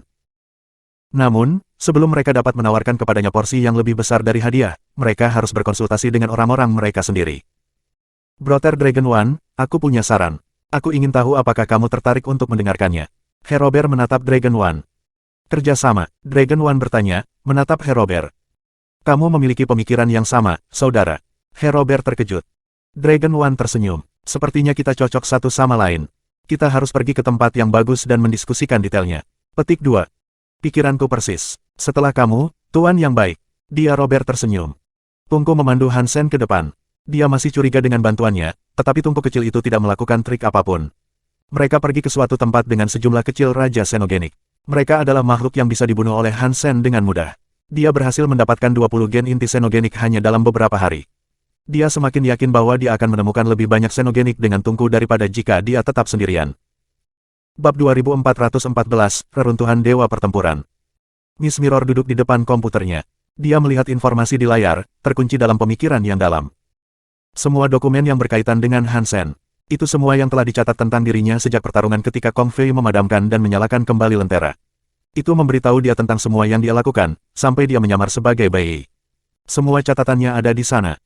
Pria yang menakutkan, rekor ini membuat hidupnya seperti bermain dengan kode curang. Dia telah melakukan terlalu banyak hal yang tidak bisa dipercaya. Sulit membayangkan bahwa sisa kristalizer, mulai dari awal, mencapai semua yang dimilikinya saat ini. Investigasi sangat menyeluruh. Miss Mirror harus mengakui bahwa jika dia berada dalam situasi yang sama dengan Hansen, dia tidak akan bisa mencapai setengah dari apa yang berhasil dilakukan Hansen. Sayang sekali dia sebenarnya bukan bayi. Jika tidak, dengan penampilannya di antara Extreme King, dia mungkin telah menjadi sosok legendaris bagi kita. Miss Mirror menghela nafas. Dia mematikan komputer dan mengusap pelipisnya. Dia sudah lelah untuk sementara waktu. Orang yang memiliki mirror spirit airingnya menyamar sebagai seorang pangeran. Itu membuat segalanya agak sulit baginya. Dia tidak bisa memberitahu Raja Bai tentang hal itu, tapi dia juga tidak bisa berbohong padanya. Dan Raja Bai bukanlah orang yang mudah untuk dibodohi. Berbohong padanya mungkin menuntunnya ke jalan yang tidak akan pernah bisa dia datangi. Radio Wave seharusnya menyelidiki Hansen. Jika mereka mulai mengungkap rahasianya terlalu cepat, segalanya mungkin akan buruk bagiku. Dan jika aku menghentikan Hansen, aku khawatir Mirror Spirit Eye tidak akan mampu menahan dosis kerusakan yang sama lagi. Miss Mirror mulai sakit kepala. Miss Mirror memejamkan mata untuk berpikir, tetapi dia tidak dapat menemukan solusi yang tepat untuknya. Seorang bawahan mengetuk pintunya. Miss Mirror, lokasi dari 7568 God Battle Ruin telah dikonfirmasi. Beri aku informasinya. Miss Mirror duduk tegak, tampak seperti wanita lagi. Bawahan itu membuka pintu dan meletakkan dokumen di depannya. Miss Mirror memeriksanya sebentar dan mengerutkan kening. Dia berkata, ras lain telah ditemukan. Di ruin 7568. Petik 2. Ya, nyonyaku. Orang-orang kami menemukan lokasi penggalian yang besar, dan beberapa zona konstruksi dimulai belum lama ini, sang bawahan menjelaskan. Oke, itu saja untuk saat ini. Miss Mirror meletakkan dokumen kembali di atas meja. Dia menutup matanya dan berpikir. Beberapa saat kemudian, dia membuka matanya. Dia melihat halaman-halaman itu lagi, lalu akhirnya tersenyum. Dia berkata dengan lantang, reruntuhan 7568. Jika itu dia, mungkin aku bisa meyakinkan saudaraku. Aku bisa membawa Hansen ke sana. Ini adalah kesempatan. Petik 2. Untuk pertama kalinya setelah sekian lama, semuanya berjalan lancar. Hansen memiliki tungku kecil untuk menunjukkan jalannya, dan dia telah mengumpulkan banyak gen inti xenogenik. Sekarang, dia memegang 4. Dia makan 2 dan melemparkan yang lainnya ke tungku. Itu bukan karena Hansen adalah seorang pembuang. Itu hanya karena dia tidak bisa mencernanya. Bahkan dengan bantuan konsume, dia hanya bisa makan 2 kali sehari. Jika dia ingin mendapatkan 100 gen kelas raja, itu akan memakan waktu lebih dari sebulan. Karena tungku kecil berperilaku baik, Hansen memberinya beberapa gen inti xenogenik kapanpun dia bisa. Tungku kecil selalu senang menerimanya. Pedang dari tungku membutuhkan gen xenogenik inti untuk produksi. Tetapi gen inti dari xenogenik yang berbeda dapat menciptakan pedang yang berbeda di dalam tungku. Tidak heran jika tungku besar itu sangat kuat. Semua pedang yang dihasilkannya berasal dari gen raja xenogenik. Aku bahkan tidak bisa menebak berapa banyak inti xenogenik kelas raja yang berhasil dibunuh pada waktunya. Sayang sekali gen xenogenik melebur di dalam tungku. Jika tungku hancur, pedang juga akan hancur. Kalau tidak, aku akan menerima cukup gen xenogenik untuk bertahan seumur hidup, pikir Hansen dengan penyesalan. Tungku kecil mengikuti Hansen dan mengumpulkan beberapa makanan di jalan. Ketika Hansen meninggalkan area inti, itu tidak kabur. Itu menunggu Hansen kembali. Beberapa hari kemudian, tungku kecil itu menempa beberapa slot kosong. Hansen mengira jadwal santai ini akan bertahan untuk beberapa waktu, tetapi ketika Miss Mirror muncul, dia menghancurkan delusinya untuk hanya menikmati hidup untuk sementara waktu. Kemasi barang-barang kamu memiliki misi yang harus dilanjutkan, kata Miss Mirror sebelum menyesap teh. Misi apa? Hansen bertanya dengan gentar. Miss Mirror telah memintanya untuk berkemas, jadi itu berarti dia akan meninggalkan King's Kingdom. Ini adalah tulisan tangan ayahmu. Apakah ada masalah? Miss Mirror bertanya, meletakkan catatan di atas meja saat dia berbicara. Iya, bisakah aku membawa bawahan aku? Hansen bertanya. Aku rasa kamu bisa, tetapi apakah kamu yakin akan membawanya ke tempat yang berbahaya? Miss Mirror tampak seperti sedang tersenyum, tetapi sebenarnya tidak. Hansen tahu Miss Mirror mengacu pada Bauer. Dia memperingatkan Hansen untuk tidak mencoba melarikan diri. Dia tidak akan punya kesempatan untuk melakukannya. Jika aku bisa, aku ingin mengajak Bauer, kata Hansen, berpura-pura tidak tahu apa yang dia maksud. Tentu, tapi aku sudah memberitahumu, tempat ini berbahaya. Jika terjadi sesuatu, jangan salahkan bibi kamu karena tidak memperingatkan kamu, kata Miss Mirror. Aku akan bertanggung jawab atas keputusan ini, kata Hansen tanpa suara. Baik, pergi dan persiapkan, kita akan pergi malam ini. Dengan itu, Miss Cermin berbalik dan segera meninggalkan Underwater Town. Hansen memanggil Bauer. Dia meninggalkan Blood Kirin di Underwater Town untuk menjaga Lan Hexin, kalau-kalau dia memutuskan untuk menimbulkan masalah.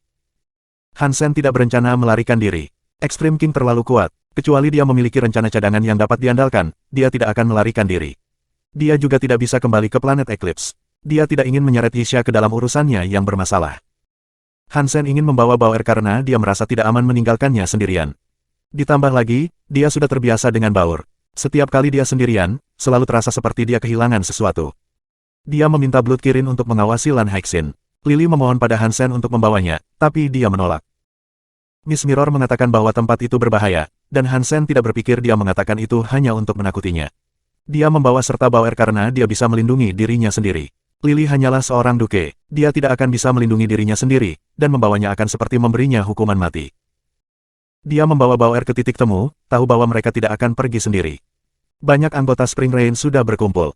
Ada banyak raja dan setengah dewa, dan Hansen bahkan melihat 2 prajurit yang sepenuhnya didewakan di antara mereka. Apa yang mereka lakukan di sini? Hansen bertanya-tanya. Ini adalah kekuatan tempur yang cukup untuk memusnahkan ras yang lebih tinggi. Saat kapal mulai bergerak, Miss Mirror tidak datang mencarinya. Hansen punya waktu luang, jadi dia berlatih dan mengonsumsi gen kelas raja. Hansen mulai mencoba mendorong roda gigi jagat raya Jadeskin. Dia ingin Jadeskin naik ke kelas raja. Kemajuan itu akan jauh lebih mudah daripada menaikkan level Sutra Dongsuan. Ini hanya masalah waktu. Kapal terbang melalui banyak titik teleportasi luar angkasa. Saat kapal tiba di tujuan akhir mereka, Hansen terkejut. Dia tahu tempatnya. Bukankah ini ruang xenogenik yang disebutkan Ning Yue? Hansen bertanya-tanya. Bab 2415, Bidang Batu. Ruang xenogenik adalah lanskap yang sangat berbatu. Kapal-kapal itu mendarat di tengah-tengah hamparan batu yang sangat besar, dan para penumpang kapal berkemah di dekatnya. Atas perintah Miss Mirror, anggota Spring Rain mulai menggali lapangan batu, menggali lebih banyak batu lagi. Miss Mirror tidak menginstruksikan Hansen untuk melakukan apapun, selain menyuruhnya tinggal di kemah. Meskipun dia tidak perlu melakukan penggalian apapun, kemampuannya untuk berkeliling sesuka hatinya terbatas. Hansen bertanya pada Miss Mirror tempat seperti apa yang mereka datangi dan apa misi mereka di sana, tapi dia tidak menjawabnya.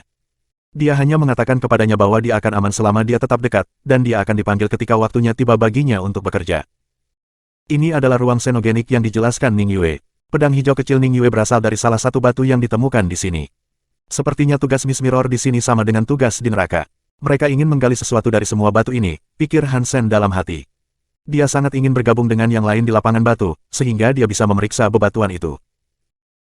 Tapi Miss Mirror sangat tegas bahwa dia tidak boleh meninggalkan tenda, jadi bergabung dengan yang lain adalah mustahil. Sebaliknya, Hansen menghabiskan waktunya mempelajari seni genonya dan menyerap gen xenogenik kelas raja. Di hari kedua mereka di ruang xenogenik, sesuatu terjadi di ladang batu. Beberapa anggota Spring Rain harus dibawa kembali ke perkemahan. Ketika Hansen mendengar keributan itu dan datang untuk melihat, dia menemukan bahwa individu yang malang itu berubah menjadi batu. Tidak lama kemudian, seluruh tubuh mereka membatu sepenuhnya. Mereka hanyalah sekumpulan patung. Miss Mirror dan dua elit dewa mencoba menghentikan proses membatu, tetapi mereka tidak bisa berbuat apa-apa. Tak satu pun dari upaya mereka yang tampaknya memperlambat transformasi. Setelah itu, pekerjaan di ladang batu dihentikan. Meskipun mereka tidak lagi menggali, Miss Mirror tidak menunjukkan tanda-tanda ingin pergi. Lebih banyak kapal tiba beberapa hari kemudian, membawa banyak makhluk berbeda ke area perkemahan. Mereka berasal dari berbagai ras yang berbeda, dan semuanya adalah markuise atau dukes. Mereka pasti dibawa ke sana untuk menjadi pekerja di ladang batu. Ning Yue. Saat Hansen melihat para pekerja berbaris untuk mendaftar, dia melihat seorang wanita cantik dengan baju besi merah muda. Dia mengenalinya sebagai Ning Yue, dan dia merasakan matanya melebar. Hansen kaget. Bukan karena Ning Yue sekarang adalah seorang wanita, Hansen sudah tahu fakta kecil itu. Tidak aneh kalau Ning Yue benar-benar ada di sana. Ning Yue akan mencari kesempatan untuk kembali, jadi dia bisa mengetahui apa yang terjadi pada tubuhnya. Extreme King telah merekrut pekerja, jadi masuk akal jika Ning Yue telah bergabung dengan barisan mereka. Hansen hanya terkejut dengan apa yang dia kenakan. Dia mengenakan gaun merah muda kecil, dan dia juga memiliki beberapa anting, cincin, kalung, dan bunga merah di rambutnya. Dia seperti wanita merah muda, dan dia benar-benar cantik. Jika Hansen belum pernah melihat Ning Yue sebelumnya, dia pasti tidak akan bisa mengenalinya. Oh tidak, ada apa dengan Ning Yue? Meskipun tubuhnya berubah menjadi tubuh seorang wanita, bukan berarti dia harus berpakaian seperti itu, pikir Hansen dalam hati. Semakin lama dia memperhatikan Ning Yue, semakin yakin dia bahwa ada sesuatu yang salah. Bagaimana cara berbicara dengan Ning Yue sendirian? Hansen ingin menanyakan apa yang terjadi, tetapi dia tidak diizinkan untuk berbicara dengan para pekerja. Bahkan jika dia bisa, semua orang akan menonton. Tidak ada tempat di mana mereka bisa membahas masalah secara pribadi. Hansen memikirkannya dalam semalam. Dan keesokan harinya, dia menerobos masuk ke kantor Miss Mirror. Miss Mirror, Miss Mirror, kamu membawa aku ke sini, namun kamu tidak mengizinkan aku melakukan apapun. Kamu tidak akan membiarkan aku keluar, dan kamu bahkan tidak akan membiarkan aku pergi ke internet. Apa ini? Hansen menuntut. Nona, kita tidak bisa menghentikan pangeran. Dia baru saja menerobos masuk, kata penjaga dengan tegang, mencoba menjelaskan gangguan yang tiba-tiba. Kalian bisa pergi, kata Miss Mirror dengan suara dingin. Matanya yang cantik bahkan tidak memandang ke arah mereka. Sebaliknya, dia tetap fokus pada dokumen yang dia baca. Setelah para penjaga menutup pintu, Hansen berkata, bahkan jika kamu tidak ingin membiarkan aku keluar, setidaknya izinkan aku untuk melakukan sesuatu. Jika aku terjebak di rumah sepanjang hari lagi, aku akan menjadi gila. Dan Bauer hanyalah seorang anak kecil. Dia juga tidak bisa tetap terkurung sepanjang hari. Petik 2. Kaulah yang meminta untuk membawanya ke sini. Dia sepenuhnya tanggung jawabmu. Miss Mirror menutup file dan melihat ke arah Hansen. Kamu akan diberi tugas saat waktunya tiba. Tapi untuk saat ini, tugasmu hanya menunggu dengan sabar di tenda. Petik 2. Baik, aku bisa melakukan itu, tetapi bisakah kamu setidaknya membuat makanan yang lebih enak? Lagi pula, aku ingin Bauer punya pembantu untuk menjaganya. Itu tidak terlalu banyak untuk diminta, bukan? Kata Hansen. Kita di sini untuk bekerja. Kita tidak di sini untuk berlibur. Setelah jeda singkat, Miss Mirror berkata, aku akan mencarikan kamu seorang pembantu. Sekarang pulanglah. Petik 2. Itu lebih baik. Temukan yang cantik. Aku kesal kalau pembantunya jelek, kata Hansen. Apakah kamu sedang mencari seorang pembantu, atau apakah kamu sedang mencari seorang wanita? Miss Mirror bertanya dengan tegas. Aku Pangeran Sixteen. Apakah ada yang salah dengan memiliki seorang wanita untuk menyenangkan aku? Hansen tersenyum. Pangeran Sixteen. Miss Mirror menatap Hansen dengan datar. Hansen terbatuk. Aku tidak akan melakukan apapun. Aku hanya ingin seseorang menjaga anak aku. Tapi kamu tidak akan membiarkan aku keluar, dan aku harus menjadikan diriku lebih seperti seorang pangeran. Petik 2. Ada kekhawatiran lain yang ingin kamu sampaikan? Miss Mirror bertanya, menatap Hansen dengan tatapan mengerikan lainnya. Tidak, jawab Hansen. Jika tidak ada lagi yang kamu butuhkan, pulanglah. Aku punya pekerjaan yang harus diurus, kata Miss Mirror dengan tegas menolak. Kalau begitu aku pergi sekarang. Harap berhati-hati saat memilih pelayan untukku, kata Hansen. Miss Mirror menatapnya sampai dia meninggalkan kantor. Aku ingin tahu apakah Miss Mirror akan memilih seorang pekerja saja. Jika dia memilih seorang pekerja, aku pikir Ning Yue akan memiliki peluang besar untuk dipilih, pikir Hansen sambil berjalan. Hanya itu yang bisa dia lakukan. Jika Miss Mirror tidak memilih seorang pekerja, maka Hansen harus mencari cara lain untuk mendapatkan waktu sendiri dengan targetnya. Keesokan harinya, setelah Hansen membuka pintu untuk membawa Bauer ke kantin untuk makan, dia melihat seorang wanita ekstrim king berdiri tepat di depannya. Pangeranku, Miss Mirror meminta aku untuk melayanimu. Wanita itu membungkuk ke Hansen, tetapi wajahnya tanpa ekspresi. Tidak buruk. Siapa namamu? Hansen tersenyum pada wanita itu. Dia telah disiapkan untuk kemungkinan ini, jadi dia tidak kecewa. Jika Miss Mirror memilih orang secara acak, Hansen akan menjadi curiga. Falling Leaf, jawab wanita itu. Falling Leaf, tidak buruk, tidak buruk. Miss Mirror tidak mengecewakanku. Datang, ayo kita cari makan. Hansen menyipitkan mata sedikit, mengangkat Bauer yang tersenyum untuk duduk di bahunya. Kemudian ketiganya menuju ke kantin. Saat mereka makan, Hansen menoleh ke pelayan baru Bao. Falling Leaf, misimu adalah untuk menjaga Bauer. Puaskan semua keinginannya. Kamu tidak bisa membuatnya menangis. Apakah kamu mengerti? Tentu, jawab Falling Leaf, suaranya halus dan tanpa emosi. Bab 2416, Jadeskin naik level ke kelas raja, subscribe Penatua. Hansen segera menyadari bahwa Falling Leaf bukanlah wanita biasa. Dia sangat pandai menyembunyikan energinya sehingga rata-rata orang tidak dapat membedakan levelnya, tetapi Hansen memiliki area dongsuannya. Tidak mungkin Falling Leaf bisa menyembunyikan kekuatan sekelas rajanya darinya. Meskipun Hansen tidak tahu berapa banyak tingkatan yang telah dia buka, dia pasti telah melampaui beberapa tingkatan pertama. Miss Mirror sangat murah hati. Falling Leaf pasti anggota peringkat di Spring Rain, pikir Hansen, saat dia mencoba mencari cara untuk membuatnya pergi. Jika Hansen membuatnya pergi, itu akan menarik perhatian yang tidak diinginkan. Itu juga akan memberi Miss Mirror petunjuk untuk mencari tahu apa yang sebenarnya dia inginkan. Jadi, Hansen tidak bisa mengambil tindakan sendiri. Alih-alih membuatnya tidak nyaman tinggal bersama mereka, dan dia harus memperlakukannya dengan baik. Bauer, bagaimanapun. Dalam hal membuat orang sengsara, Bauer adalah seniman sejati, pikir Hansen, melihat putrinya yang tersenyum. Sister Falling Leaf, bisakah kamu bermain game denganku? Bauer sedang memegang boneka di depan Falling Leaf. Matanya yang besar membuatnya terlihat seperti sedang mengemis. Tentu saja aku bisa, jawab Falling Leaf, senyum melembutkan wajah dinginnya. Falling Leaf cukup terkenal di Spring Rain. Dia dikenal sebagai The Ichi Femme Fatale. Pikirannya yang tenang dan penuh perhitungan membuatnya menjadi pembunuh yang luar biasa. Ketika dia bekerja, tidak ada yang bisa menggoyahkannya atau membuatnya kehilangan permainan. Pertarungan terbesarnya terjadi di planet milik dewa. Dia membunuh elit setengah dewa, anak dari makhluk yang suci, dan mereka semua mundur darinya. Tapi menghadapi seorang gadis kecil yang manis, bahkan mood Falling Leaf pun tampak sedikit lebih ringan. Dia tampak lebih bahagia daripada saat dia menghadapi Hansen, setidaknya. Falling Leaf tidak tahu Hansen adalah pangeran palsu, tetapi bahkan percaya bahwa Hansen adalah bangsawan sejati, dia tidak tertarik padanya. Dia akan benci membayangkan berkencan dengan seorang pangeran. Jika bukan karena perintah Miss Mirror, dia tidak akan menerima misi yang membawanya ke sini. Dia pasti tidak akan setuju untuk melayani Hansen. Hansen melihat Bauer bermain dengan Falling Leaf dan merasa lega. Dia kembali ke kamarnya untuk terus berlatih. Setelah banyak upaya untuk mengubah roda gigi jagat raya Jadeskin, dia akhirnya mulai memahami cara kerjanya. Dia hanya perlu mencapai titik puncak untuk mencapai kelas raja. Jadeskin berbeda dari Sutra Dongsuan. Hansen benar-benar bisa melihat roda gigi mandiri Dongsuan Sutra dan semua roda gigi universal lainnya di sekitarnya. Tapi saat dia menggunakan Jadeskin, roda gigi universal semuanya tampak kabur. Mereka tidak sejelas tentang Sutra Dongsuan. Jadi, Hansen mencoba banyak metode berbeda dengan harapan mengubah roda gigi jagat raya. Dia sudah lama kehilangan jejak berapa banyak percobaan yang telah dia lakukan. Namun, Self Cockwheel menolak untuk mengalah. Dia hanya membutuhkan daya yang cukup untuk terhubung dengan roda gigi otomatis. Siapapun bisa mendorong roda gigi universal, dan jumlah roda gigi yang bisa mereka dorong semuanya bermuara pada seberapa besar kekuatan yang mereka miliki.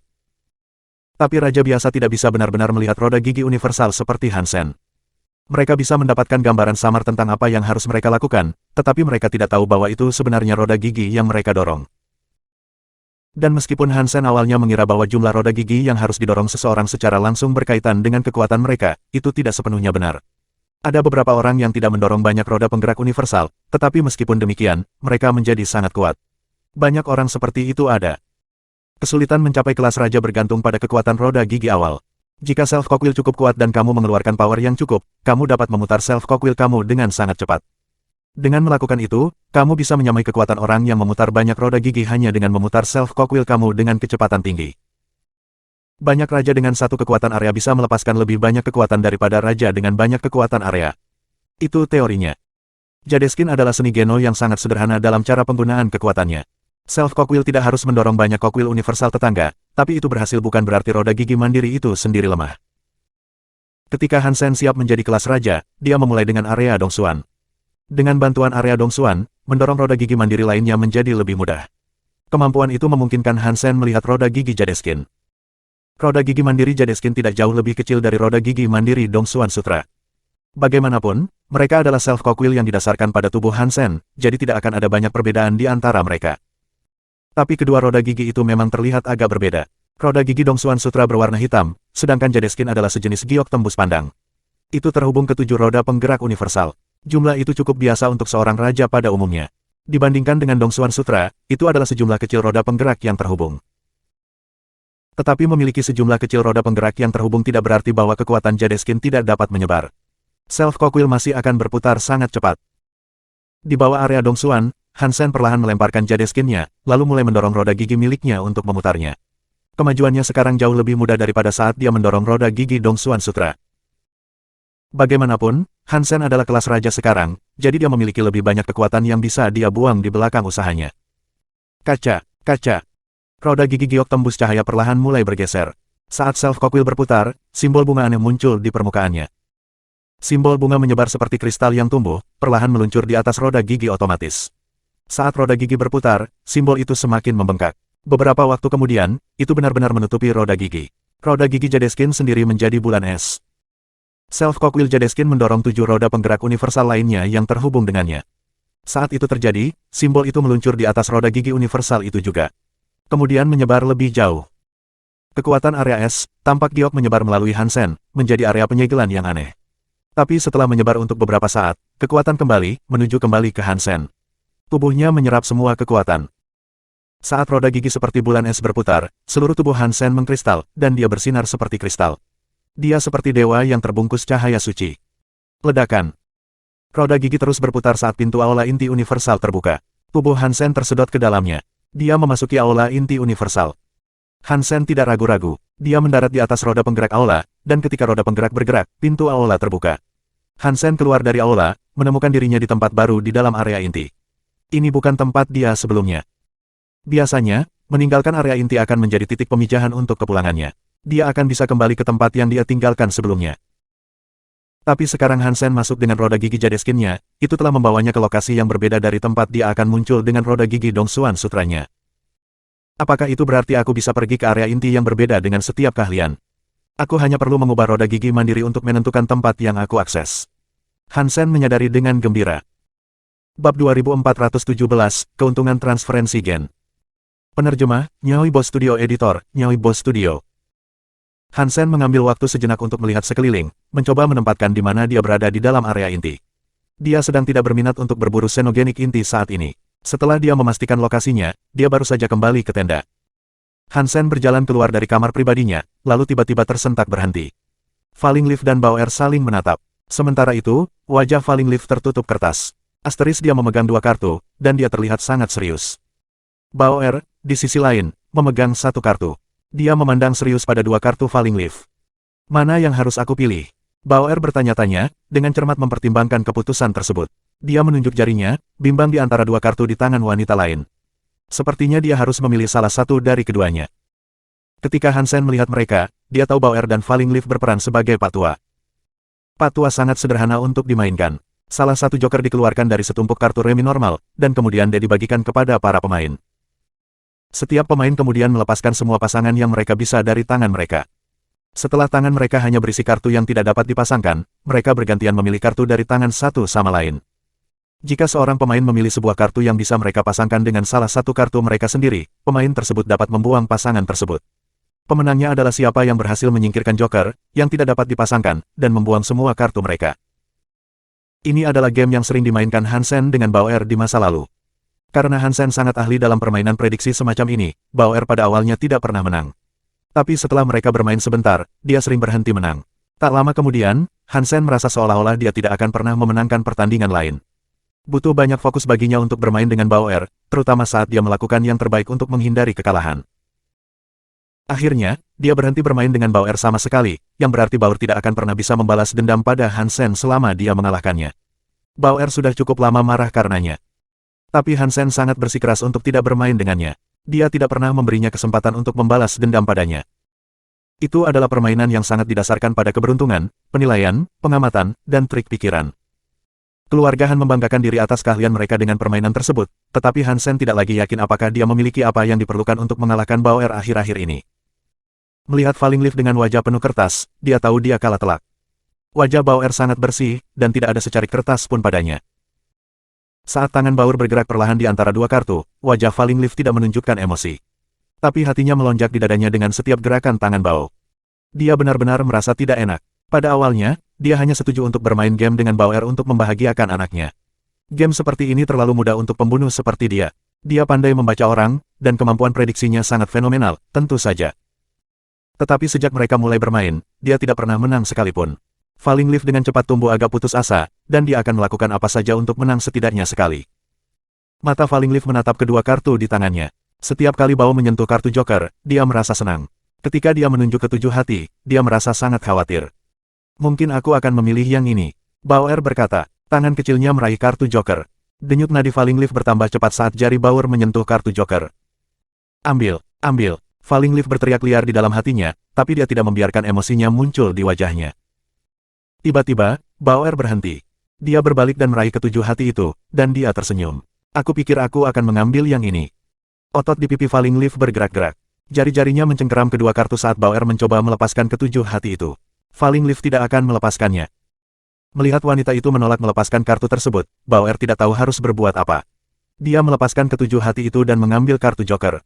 Kalau begitu, aku akan mengambil yang ini. Falling Leaf adalah gila, dan dia melepaskan cengkeramannya yang seperti cakar pada kartu. Bauer meraih kartu joker dan dengan cepat berkata, giliranku.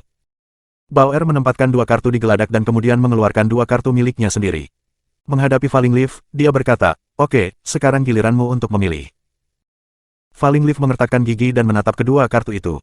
Dia memusatkan perhatian dengan saksama, seolah dia bisa membaca sesuatu dari bagian belakang kartu. Sebagai pembunuh teratas dalam Spring Rain, kekuatan pengamatan dan penilaian Falling Leaf adalah yang terbaik. Dia bisa dengan mudah menangkap bahkan perbedaan terkecil. Dia baru saja mengambil kartu joker, jadi mungkin saja ada insting di dalam dirinya yang akan membimbingnya menuju kemenangan. Tapi hanya Tuhan yang tahu bahan apa yang digunakan untuk membuat kartu-kartu itu. Mereka setipis kertas, tapi dia tidak bisa merasakan jejak apapun yang dapat mengidentifikasi kartu-kartu itu. Dia tidak tahu apa yang ada di kartu. Mata Falling Leaf tampak siap untuk keluar dari tengkoraknya. Dia tidak tahu yang mana kartu joker. Apakah kamu akan memilih satu atau tidak? Bauer berkata sambil menguap. Kenapa terburu-buru? Falling Leaf mengulurkan tangannya untuk mengambil kartu yang ada di sebelah kiri. Dia menatap Bauer, berharap melihat semacam petunjuk di matanya. Jika itu yang kamu inginkan, ambillah saja, kata Bauer, wajahnya bosan. Falling Leaf, mendengar Bauer mengatakan ini, memutuskan untuk tidak mengambilnya. Mereka baru bersama selama 2 jam, tapi di mata Falling Leaf, Bauer bukan lagi anak kecil. Mencoba membodohiku, ya, ini tidak semudah itu. Falling Leaf mengangkat tangannya untuk mengambil kartu di sebelah kanan. Namun, ketika dia memutarnya, dia tampak seperti tersambar petir. Itu adalah kartu joker. Mengapa kamu tidak hanya mempercayai orang? Kalian orang dewasa semuanya sangat rumit. Aku tidak mengerti kamu. Bauer tampak sedih saat menggelengkan kepalanya. Wajah Falling Leaf mengejang. Dia menggertakkan giginya dan tidak berkata apa-apa. Dia meletakkan kartu itu di belakangnya dan menarik 2 kartu lagi. Dia meletakkannya di depan Bauer dan dengan dingin berkata, giliranmu. Aku memilih yang ini. Bauer mengulurkan tangannya dan mengambil 7 hati dari tangan Falling Leaf. Haha, aku menang lagi. Bauer melempar ke 7. Dia mengambil selembar kertas dan menempelkannya di wajah Falling Leaf. Ayo kita bermain lagi. Falling Leaf mulai mengocok geladak. Aku tidak mau bermain. Kamu terlalu lemah untukku. Bauer terlihat sangat bosan. Hanya untuk terakhir kalinya, kata Falling Leaf perlahan, mengucapkan kata-kata itu. Matanya tampak siap terbakar. Hansen hampir tertawa, memainkan game itu dengan Bauer seperti keinginan untuk mati. Bauer memutar matanya, terlihat seperti dia benar-benar tidak tertarik untuk bermain. Dia berkata, kita bisa bermain, tapi menempelkan kertas di wajah satu sama lain itu membosankan. Mari kita tingkatkan taruhannya. Petik 2. Tentu, apa yang ingin kamu pertaruhkan? Falling Leaf sangat ingin menang. Dia adalah pembunuh top Spring Rain. Dia tidak bisa membiarkan dirinya kalah dari seorang anak kecil. Dia harus menang. Yang kalah harus pergi ke pintu dan berteriak, aku bodoh, kata Bauer setelah berpikir sejenak. Itu, Falling Leaf ragu-ragu. Dia tidak sepenuhnya yakin bisa mengalahkan Bauer, dan banyak elit Spring Rain ada di dekatnya. Akan memalukan jika dia didengar. Lupakan saja, ini payah. Bauer berdiri dan bersiap untuk pergi. Baik, kita akan melakukan apa yang kamu katakan. Falling Leaf hampir berteriak saat dia menyentuh lengan Bao. Dia sangat ingin mengalahkannya. Hansen tidak bisa menonton. Permainan telah berakhir bahkan sebelum dimulai. Bahkan tidak ada makhluk dewa yang bisa mengalahkan Bauer di game ini. Inilah yang terbaik dalam keluarga Hansen. Asteris catatan akhir, ketika seseorang kalah dalam satu putaran, mereka menempelkan stiker di wajahnya. Secara sekilas terlihat jelas siapa yang menang dan siapa yang kalah. 2418 Swapping Means. Sementara Miss Mirror sedang berbicara dengan 2 dari 4 Spring Rain King, yang bernama Red Cloud dan Nightwind, sebuah suara meletus dari tempat Hansen, mengganggu diskusi mereka. Aku bodoh. Seseorang berteriak. Mereka bertiga bertukar pandangan aneh. Suara itu pasti milik Falling Leaf, tapi mereka tidak percaya Falling Leaf akan meneriakkan kata-kata itu. Selain Miss Mirror dan 4 Raja Spring Rain, Falling Leaf dikenal sebagai salah satu Spring Rain terbaik. Dia adalah wanita yang sangat kejam, tapi dia bekerja keras. Dia bangga, kejam, dan selalu siap bertarung. Bagaimana kata-kata itu bisa keluar dari mulut seseorang seperti itu? Apakah itu terdengar seperti itu? Nightwind menoleh ke Red Cloud dan Miss Mirror dengan ekspresi bingung. Kita akan mengakhiri semuanya di sini sekarang. Kalian berdua bisa pulang. Miss Mirror mengerutkan kening. Dia berdiri dan pergi ke tempat Hansen. Dia ingin melihat apa yang sedang dilakukan Hansen. Wanita seperti Falling Leaf bukanlah seseorang yang bisa dipaksa untuk mengatakan hal semacam itu. Dia lebih baik mati daripada membuat pengakuan semacam itu. Jika Hansen menggunakan trik untuk mengelabui Falling Leaf, Miss Mirror tidak akan mengabaikan pelanggaran seperti itu. Dia telah mengirim Falling Leaf untuk menjaga Hansen, tetapi dia tidak akan berdiri untuk wanita yang diintimidasi. Mengapa kamu di sini? Hansen bertanya dengan senyum yang menyenangkan ketika dia membuka pintu dan melihat Miss Mirror. Apa yang kamu lakukan pada Falling Leaf? Miss Mirror mengerutkan kening. Apa yang aku lakukan padanya? Aku belum banyak bicara dengannya. Dia bermain dengan Bauer selama ini. Pergi dan lihat, jika kamu mau. Hansen minggir dan memberi isyarat agar dia masuk. Miss Mirror tidak percaya Hansen. Dia berjalan melalui pintu masuk dan pergi ke ruang tamu. Di sana dia menemukan Falling Leaf bermain permainan kartu dengan Bauer. Miss Mirror. Falling Leaf melesat dan membungkuk. Apakah kamu baik-baik saja? Wajah menakutkan Falling Leaf ditutupi stiker kecil. Pemandangan itu hampir membuat Miss Mirror ingin tertawa terbahak-bahak. Aku baik-baik saja. Wajah Falling Leaf tersipu dalam-dalam, tapi dia tidak melepaskan potongan kertas yang menempel di wajahnya. Dia adalah seorang pembunuh, dan para pembunuh selalu menepati janji mereka. Dia mungkin kalah dalam permainan, tetapi dia tidak akan mempermalukan aturan. Aku senang melihatmu baik-baik saja. Miss Mirror memandang Hansen dan berkata dengan suara keras, ikuti aku. Hansen mengangkat bahu dan mengikuti Miss Mirror ke taman. Kau tahu Falling Leaf adalah salah satu orangku. Kamu harus berhati-hati dengan cara kamu memilih untuk memperlakukannya. Miss Mirror duduk di salah satu kursi taman dan memandang Hansen saat dia berbicara. Hansen tertawa. Aku belum melakukan apapun padanya, dan aku juga tidak ingin melakukan apapun yang menyinggung perasaannya. Dia hanya bermain dengan Bauer. Kamu bisa bertanya padanya jika kamu tidak percaya padaku. Petik 2. Untung kau tidak menganiaya dia. Tapi aku hanya memperingatkan kamu. Jangan melakukan apapun yang akan membuat dia atau aku tidak bahagia, kata Miss Mirror dengan suara tegas. Dimengerti. Hansen mengangkat bahu lagi. Ulurkan tanganmu. Mr. Min sedang melihat cincin yang dikenakan Hansen, dan permintaannya datang dengan sedikit keraguan. Meskipun Hansen bukan petarung yang buruk, levelnya terlalu rendah. Miss Mirror tidak berpikir Hansen, dengan kekuatannya saat ini, bisa banyak membantunya. Tapi karena dia ada di sana, dia tahu itu ide yang bagus untuk mengenalnya lebih dekat. Pikiran dan hati terkait tak terpisahkan, jadi cara terbaik untuk mempelajari kepribadian seseorang adalah melalui pikirannya. Itu adalah cara yang sangat akurat untuk membaca orang. Apa yang akan kamu lakukan? Hansen bertanya sambil mengulurkan tangan kanannya di depan Miss Mirror. Apakah kamu bermain bodoh? Miss Mirror menatap Hansen. Tentu saja tidak. Seharusnya kau memberitahuku dengan lebih jelas. Hansen tertawa dan menarik kembali tangan kanannya. Dia mengulurkan tangan kirinya sebagai gantinya. Mirror Spirit Eye Ring berkilauan di salah satu jarinya. Miss Mirror mengamati Mirror Spirit Eye Ring, dan ada benjolan di tenggorokannya. Melihat cincin itu membuat pikirannya teringat kembali pada pria yang pernah memakainya. Pria itu cerdas dan lembut. Bahkan sekarang, memikirkan pria itu membuat hatinya melonjak. Miss Mirror tidak pernah menyesal menikahinya. Memilih dia adalah pengalaman paling berharga sepanjang hidupnya, tapi Tuhan tidak mengizinkannya berada di sisinya selamanya. Berpikir bahwa pria itu akan membuat jantung wanita manapun berdegup kencang, dan kemudian melihat pemilik cincin saat ini, Miss Mirror hanya bisa menghela nafas. Meskipun Hansen baik, dibandingkan dengan pria itu, dia pikir dia tidak bisa mulai membandingkan. Miss Mirror mengulurkan tangannya dan meletakkan Mirror Spirit Eye Ring di sebelah cincin Hansen. Wajah Miss Mirror tidak memiliki kecantikan seperti supermodel. Dia tidak sepanas seseorang seperti Gu Qingcheng, tentu saja. Dia lebih seperti wanita yang berpakaian bagus dan dewasa. Tapi tangan Miss Mirror terlalu cantik untuk dikritik. Setiap jari panjang dan ramping. Kulitnya putih seperti giok, dan kukunya berkilau seperti kristal. Tangannya indah dan anggun. Hansen telah melihat banyak wanita cantik di masanya, tapi ini adalah pertama kalinya dia melihat tangan yang begitu indah. Tangan Miss Mirror mendekati Hansen, dan Mirror Spirit Eye Ring bereaksi. Cincin zamrud mulai bersinar. Ketika dua permata seperti mata itu saling bersentuhan, Hansen dan Miss Mirror keduanya menggigil. Mereka merasakan kekuatan aneh yang dihasilkan di Mirror Spirit Eye Rings, dan kemudian kekuatan itu masuk ke kedua tubuh mereka. Energi menjalar ke lengan mereka dan langsung ke otak mereka. Tubuh Hansen bergetar. Dia melihat sekeliling, menemukan dirinya di tempat di mana hujan turun. Hujan musim semi turun seolah-olah Tuhan sendiri menangis. Tetapi ketika air mata itu jatuh, mereka menyirami semua yang ada di sekitarnya. Pohon, bunga, rumput, kastanye. Hujan membasahi mereka semua, dan kesedihan yang ada di dalam hujan menyediakan sumber daya kehidupan dan harapan yang tak terbatas. Hansen telah mempelajari 48 pikiran air di Destiny's Tower, dan pikiran hujan musim semi adalah salah satunya. Pikiran Miss Mirror adalah hujan musim semi, tetapi tidak terfokus pada hujan itu sendiri. Hansen merasakan bagaimana emosinya bergeser dan bergoyang di dalam pikirannya. Tiba-tiba, dia sangat mengagumi wanita ini. Pikiran ini profesional dan tahan lama. Itu seperti yang terkuat yang bisa dicapai makhluk dewa. Tidak heran organisasinya disebut Spring Rain. Pikiran ini hanya bisa dirasakan. Itu bukanlah sesuatu yang bisa dijelaskan. Mencapai pikiran seperti ini sangatlah sulit. Miss Mirror adalah wanita yang sangat rumit dan bahkan kontradiktif. Aku tidak bisa menilai dia seperti biasanya. Saat Hansen mengamati dan merasakan pikiran hujan musim semi, dia belajar banyak darinya. Tubuh Miss Mirror juga menggigil. Dia merasakan pikiran di dalam kesadarannya. Tetapi pikiran itu tidak terlalu kuat atau mengejutkan. Itu tidak terlalu membuatnya terkesan.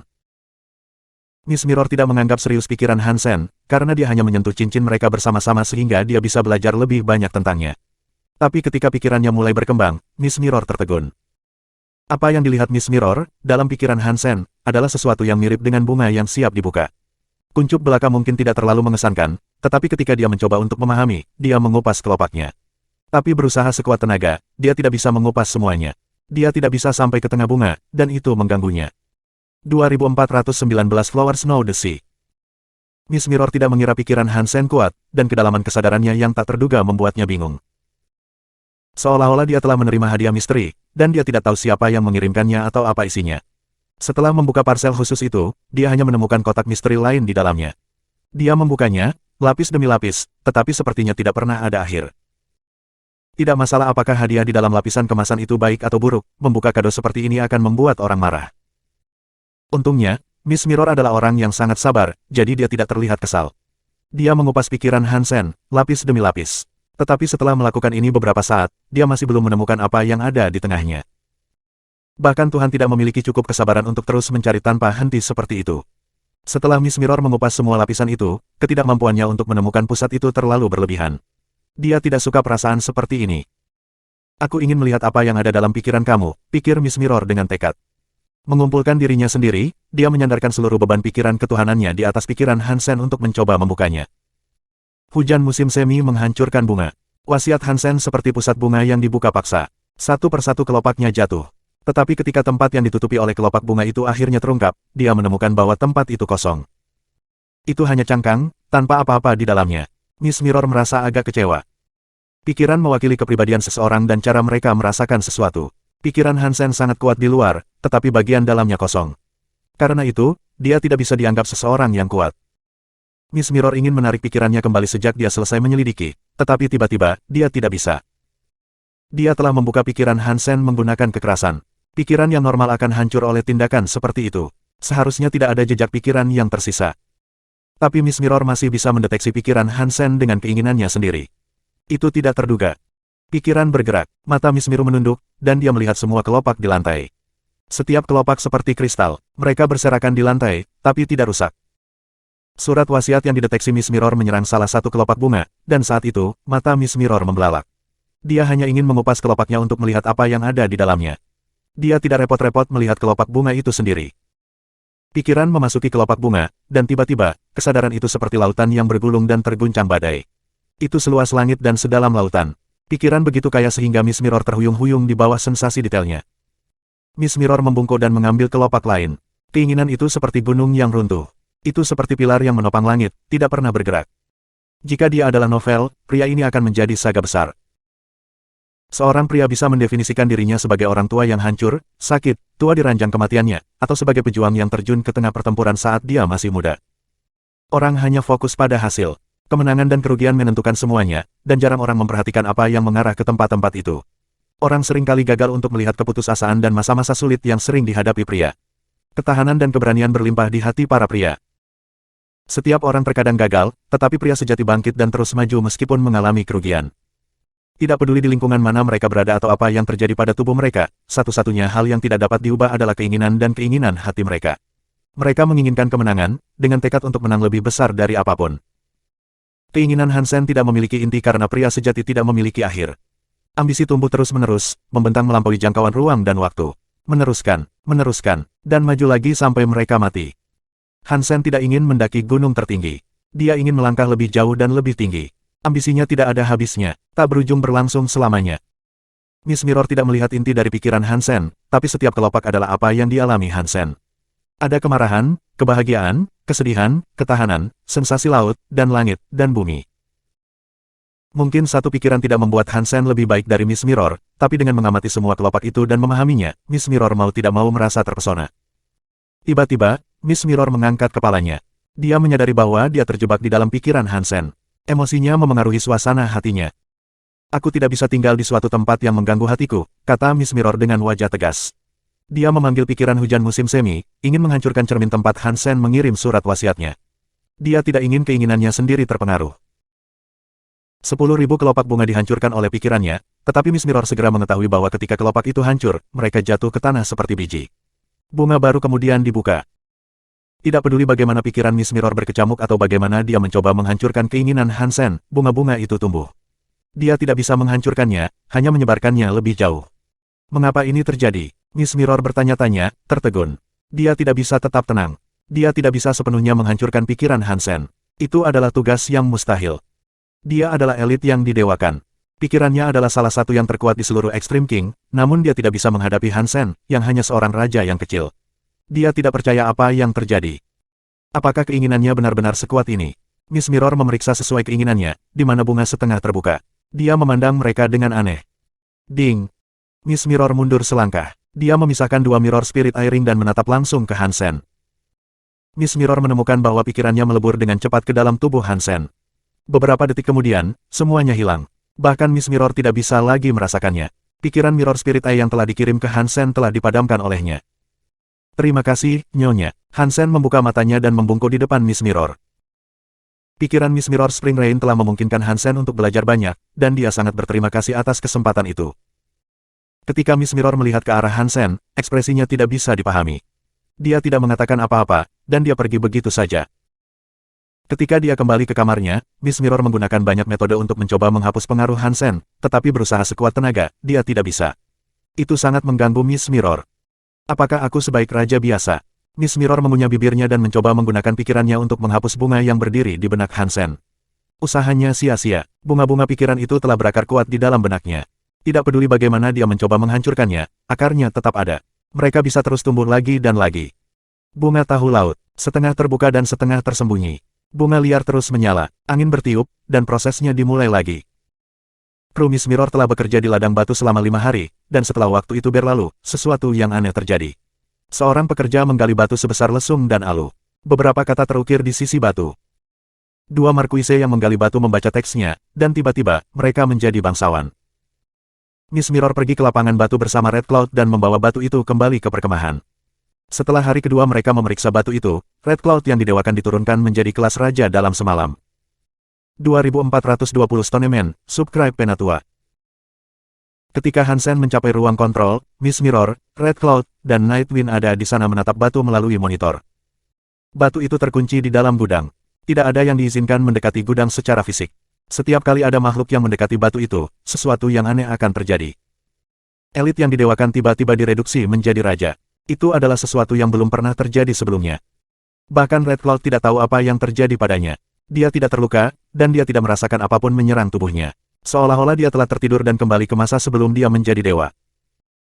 Meskipun dia masih memiliki pikiran dan indera yang didewakan, kekuatan fisik dan kecakapannya telah jatuh ke kelas raja. Itu adalah fenomena yang sangat tidak biasa. Hansen mendengar apa yang terjadi, dan ketika dia melihat Red Cloud, dia memeriksanya dengan cermat. Dia bisa melihat bahwa kekuatan hidup Red Cloud telah berkurang secara signifikan. Ketika dia melihatnya sebelumnya, penampilan kru yang menyelimuti kekuatannya sekarang telah hilang. Dia bisa melihat kekuatan hidupnya dengan jelas sekarang. Dia hanya seorang raja, dan dia lebih lemah dari Falling Leaf. Bagaimana menurut kamu? Miss Mirror bertanya pada Hansen, menunjukkan batunya. Hansen melihat batu yang ditampilkan di monitor, dan dia memperhatikan bahwa itu tampak seperti balok batu biasa. Itu hitam, dan itu kira-kira seukuran dan berbentuk pria yang berdiri di atas kakinya. Tapi itu hanya bentuk yang kasar. Tidak ada wajah yang terlihat. Bentuk kasar anggota badan terhubung ke tubuh, jadi batu itu adalah satu gumpalan. Itu tampak seperti sesuatu yang mungkin telah dipahat secara kasar dari batu yang lebih besar oleh individu primitif dengan peralatan primitif mereka. Hansen tahu itu tidak mungkin dibuat. Tidak ada bukti bahwa itu diciptakan oleh makhluk hidup. Bahkan simbol pada manusia batu itu tampak dibuat secara alami. Mereka sama sekali tidak terlihat seperti ukiran. Hansen mengamatinya sebentar, dan dia tidak menemukan sesuatu yang aneh tentang itu. Dia juga tidak tahu apa arti simbol di atasnya. Dia belum pernah melihat mereka sebelumnya, dan mereka tidak seperti raja, yang bisa dia pahami dengan insting. Aku tidak bisa memberitahumu apa-apa hanya dengan melihat videonya, jawab Hansen. Apakah kamu ingin pergi ke gudang untuk melihatnya? Miss Mirror bertanya, melirik Hansen. Jika kalian tidak bisa menentukan apa-apa tentang batu ini, maka aku pasti tidak akan bisa, kata Hansen cepat. Dia tidak terlalu tertarik untuk mengambil risiko yang tidak perlu. Bahkan seorang dewa telah diturunkan menjadi kelas raja dalam semalam. Hansen tidak ingin levelnya diturunkan, terutama karena dia baru saja menjadi raja. Jawaban Hansen mengejutkan Miss Mirror. Dia terdiam beberapa saat, lalu berkata, berita ini telah menyebar ke seluruh King's Kingdom. Kakakku menyuruhku untuk menyimpannya di sini dan mencari tahu apa itu sebenarnya. Petik 2. Itu tidak mengejutkan Hansen. Jika mereka mengirimnya kembali ke Extreme King tanpa mengetahui apa itu atau bagaimana mengendalikannya, batu itu akhirnya bisa menguras kekuatan semua Extreme King yang didewakan. Hansen menganggap pemikiran itu agak lucu. Nightwind berkata, kita tidak tahu seberapa efektif item ini. Kita harus menggunakan makhluk lain untuk mengetahui sifat dan radius efektif dari kemampuannya. Petik 2. 16, apakah kamu tidak ingin bekerja? Aku akan membiarkan kamu menangani ini, kata Miss Mirror. Aku, Hansen kaget. Usaha ini terlalu berbahaya, jadi dia tidak berniat mencobanya sendiri. Dia hanya akan memilih beberapa pekerja untuk mencarinya. Mengejutkan bahwa Miss Mirror benar-benar membiarkan Hansen menangani ini. Kamu punya masalah dengan itu? Miss Mirror bertanya. Tidak. Namun, orang apa yang harus aku gunakan? Hansen bertanya. Pilih beberapa pekerja untuk pergi. Ada banyak dari mereka, tetapi kamu hanya dapat memilih maksimal 10 duke. Kamu juga bisa mendapatkan 10 markuise, kata Miss Mirror. Tentu, Hansen setuju. Kemudian diselesaikan. Mulailah bekerja, dan aku akan menunggu kabar baik kamu. Miss Mirror tersenyum. Jangan khawatir, Nyonya. Aku tidak akan mengecewakanmu, jawab Hansen. Saat Hansen pergi, Nightwind berkata, Nona, apakah cocok untuk Pangeran 16 yang menangani ini? Jika sesuatu terjadi padanya, apa yang akan kita katakan kepada Raja? Petik 2. Aku bisa mengatasinya. Sekarang, Red Cloud telah kehilangan sebagian besar kekuatannya. Kamu harus bertanggung jawab atas ladang batu. Hati-hati, kata Miss Mirror. Hansen pergi ke lapangan batu dan memilih beberapa orang, termasuk Ning Yue. Meskipun itu hanya ujian, siapa yang tahu betapa berbahayanya hal itu. Karena Hansen perlu memastikan seberapa efektif batu itu, dia harus mengirim orang ke dekat batu itu. Semakin dekat seseorang, semakin besar bahaya yang akan mereka hadapi. Han Sen berencana untuk menjaga Ning Yue sejauh mungkin dari batu itu. Semoga dia tidak terpengaruh oleh batu itu. Jika orang terjauh terpengaruh, maka semua orang di pangkalan sudah berada dalam jangkauan batunya. Dalam hal ini, tidak masalah siapa yang berpartisipasi atau tidak dalam pengujian. Han Sen menyelesaikan operasinya dengan cepat. Dia membagi 20 bangsawan menjadi 10 pasangan, 1 markuise dan 1 duke per tim. Dia menginstruksikan setiap tim untuk berdiri pada jarak yang berbeda dari batu. Tim terdekat dengan batu itu ada di dalam gudang. Tim lain berada di luar gudang. Dia memberi jarak tim secara berkala, memposisikan Ning Yue jauh di belakang. Kemudian, yang perlu dilakukan Han Sen hanyalah menyaksikan perubahan yang terjadi dalam 10 tim. Anggota tingkat tinggi dari Spring Rain mengamati proses tersebut, membuat catatan yang cermat tentang semua yang terjadi. Setelah 1 malam, sesuatu terjadi pada tim yang paling dekat dengan batu itu, tetapi berbeda dari yang terjadi dengan Red Cloud. Mereka tidak turun level. Sebaliknya, mereka naik level. Markuise menjadi duke, dan duke menjadi raja. Tidak terlalu mengejutkan seperti ketika Red Cloud diturunkan menjadi kelas raja, tapi tetap saja mengejutkan, sama saja. Sekarang semua orang penasaran apakah batu itu bisa digunakan untuk naik level melebihi raja. Jika mereka bisa menggunakan batu itu untuk mengubah seorang raja menjadi dewa, itu akan sangat jahat. Meskipun batu itu tidak bisa menaikkan level orang sejauh itu, membawa duke ke kelas raja adalah hal yang luar biasa. Jika dia bisa menggunakan kekuatan itu dengan aman, dan tidak ada efek samping yang merugikan, Han Sen mengira dia bisa membangkitkan pasukan kelas raja. Itu akan menjadi kekuatan yang harus diperhitungkan. Han Sen tidak mengizinkan 2 orang yang naik level untuk meninggalkan posisi mereka.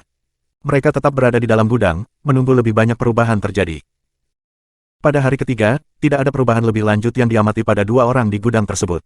Namun, tim kedua di luar terpengaruh. Sama seperti tim utama, mereka telah naik level. Sejak batu itu ditemukan, semua makhluk yang menyentuhnya naik level 1 kali. Hanya Red Cloud yang mematahkan pasak. Han Sen pergi untuk memeriksa 10 tim setiap hari. Dia juga memiliki kesempatan untuk berbicara dengan Ning Yue. Namun, Han Sen merasa pengalaman itu mengerikan. Ning Yue benar-benar feminin. Itu bukan hanya tubuhnya lagi, kepribadiannya juga berubah. Han Sen hampir tidak percaya bahwa ini adalah Ning Yue yang dia kenal. Ning Yue tidak pernah takut pada apapun, tetapi sekarang dia benar-benar sensitif seperti seorang gadis. Aku terpengaruh oleh pedang itu. Han Sen tidak akan pernah melupakan wajah Ning Yue saat dia mengatakan itu. Itu seperti seorang wanita yang baru saja menikah, tetapi suaminya dibunuh segera setelah itu. Dia tampak begitu putus asa dan tidak berdaya, dia menyedihkan. Terima kasih sudah subscribe Penatua.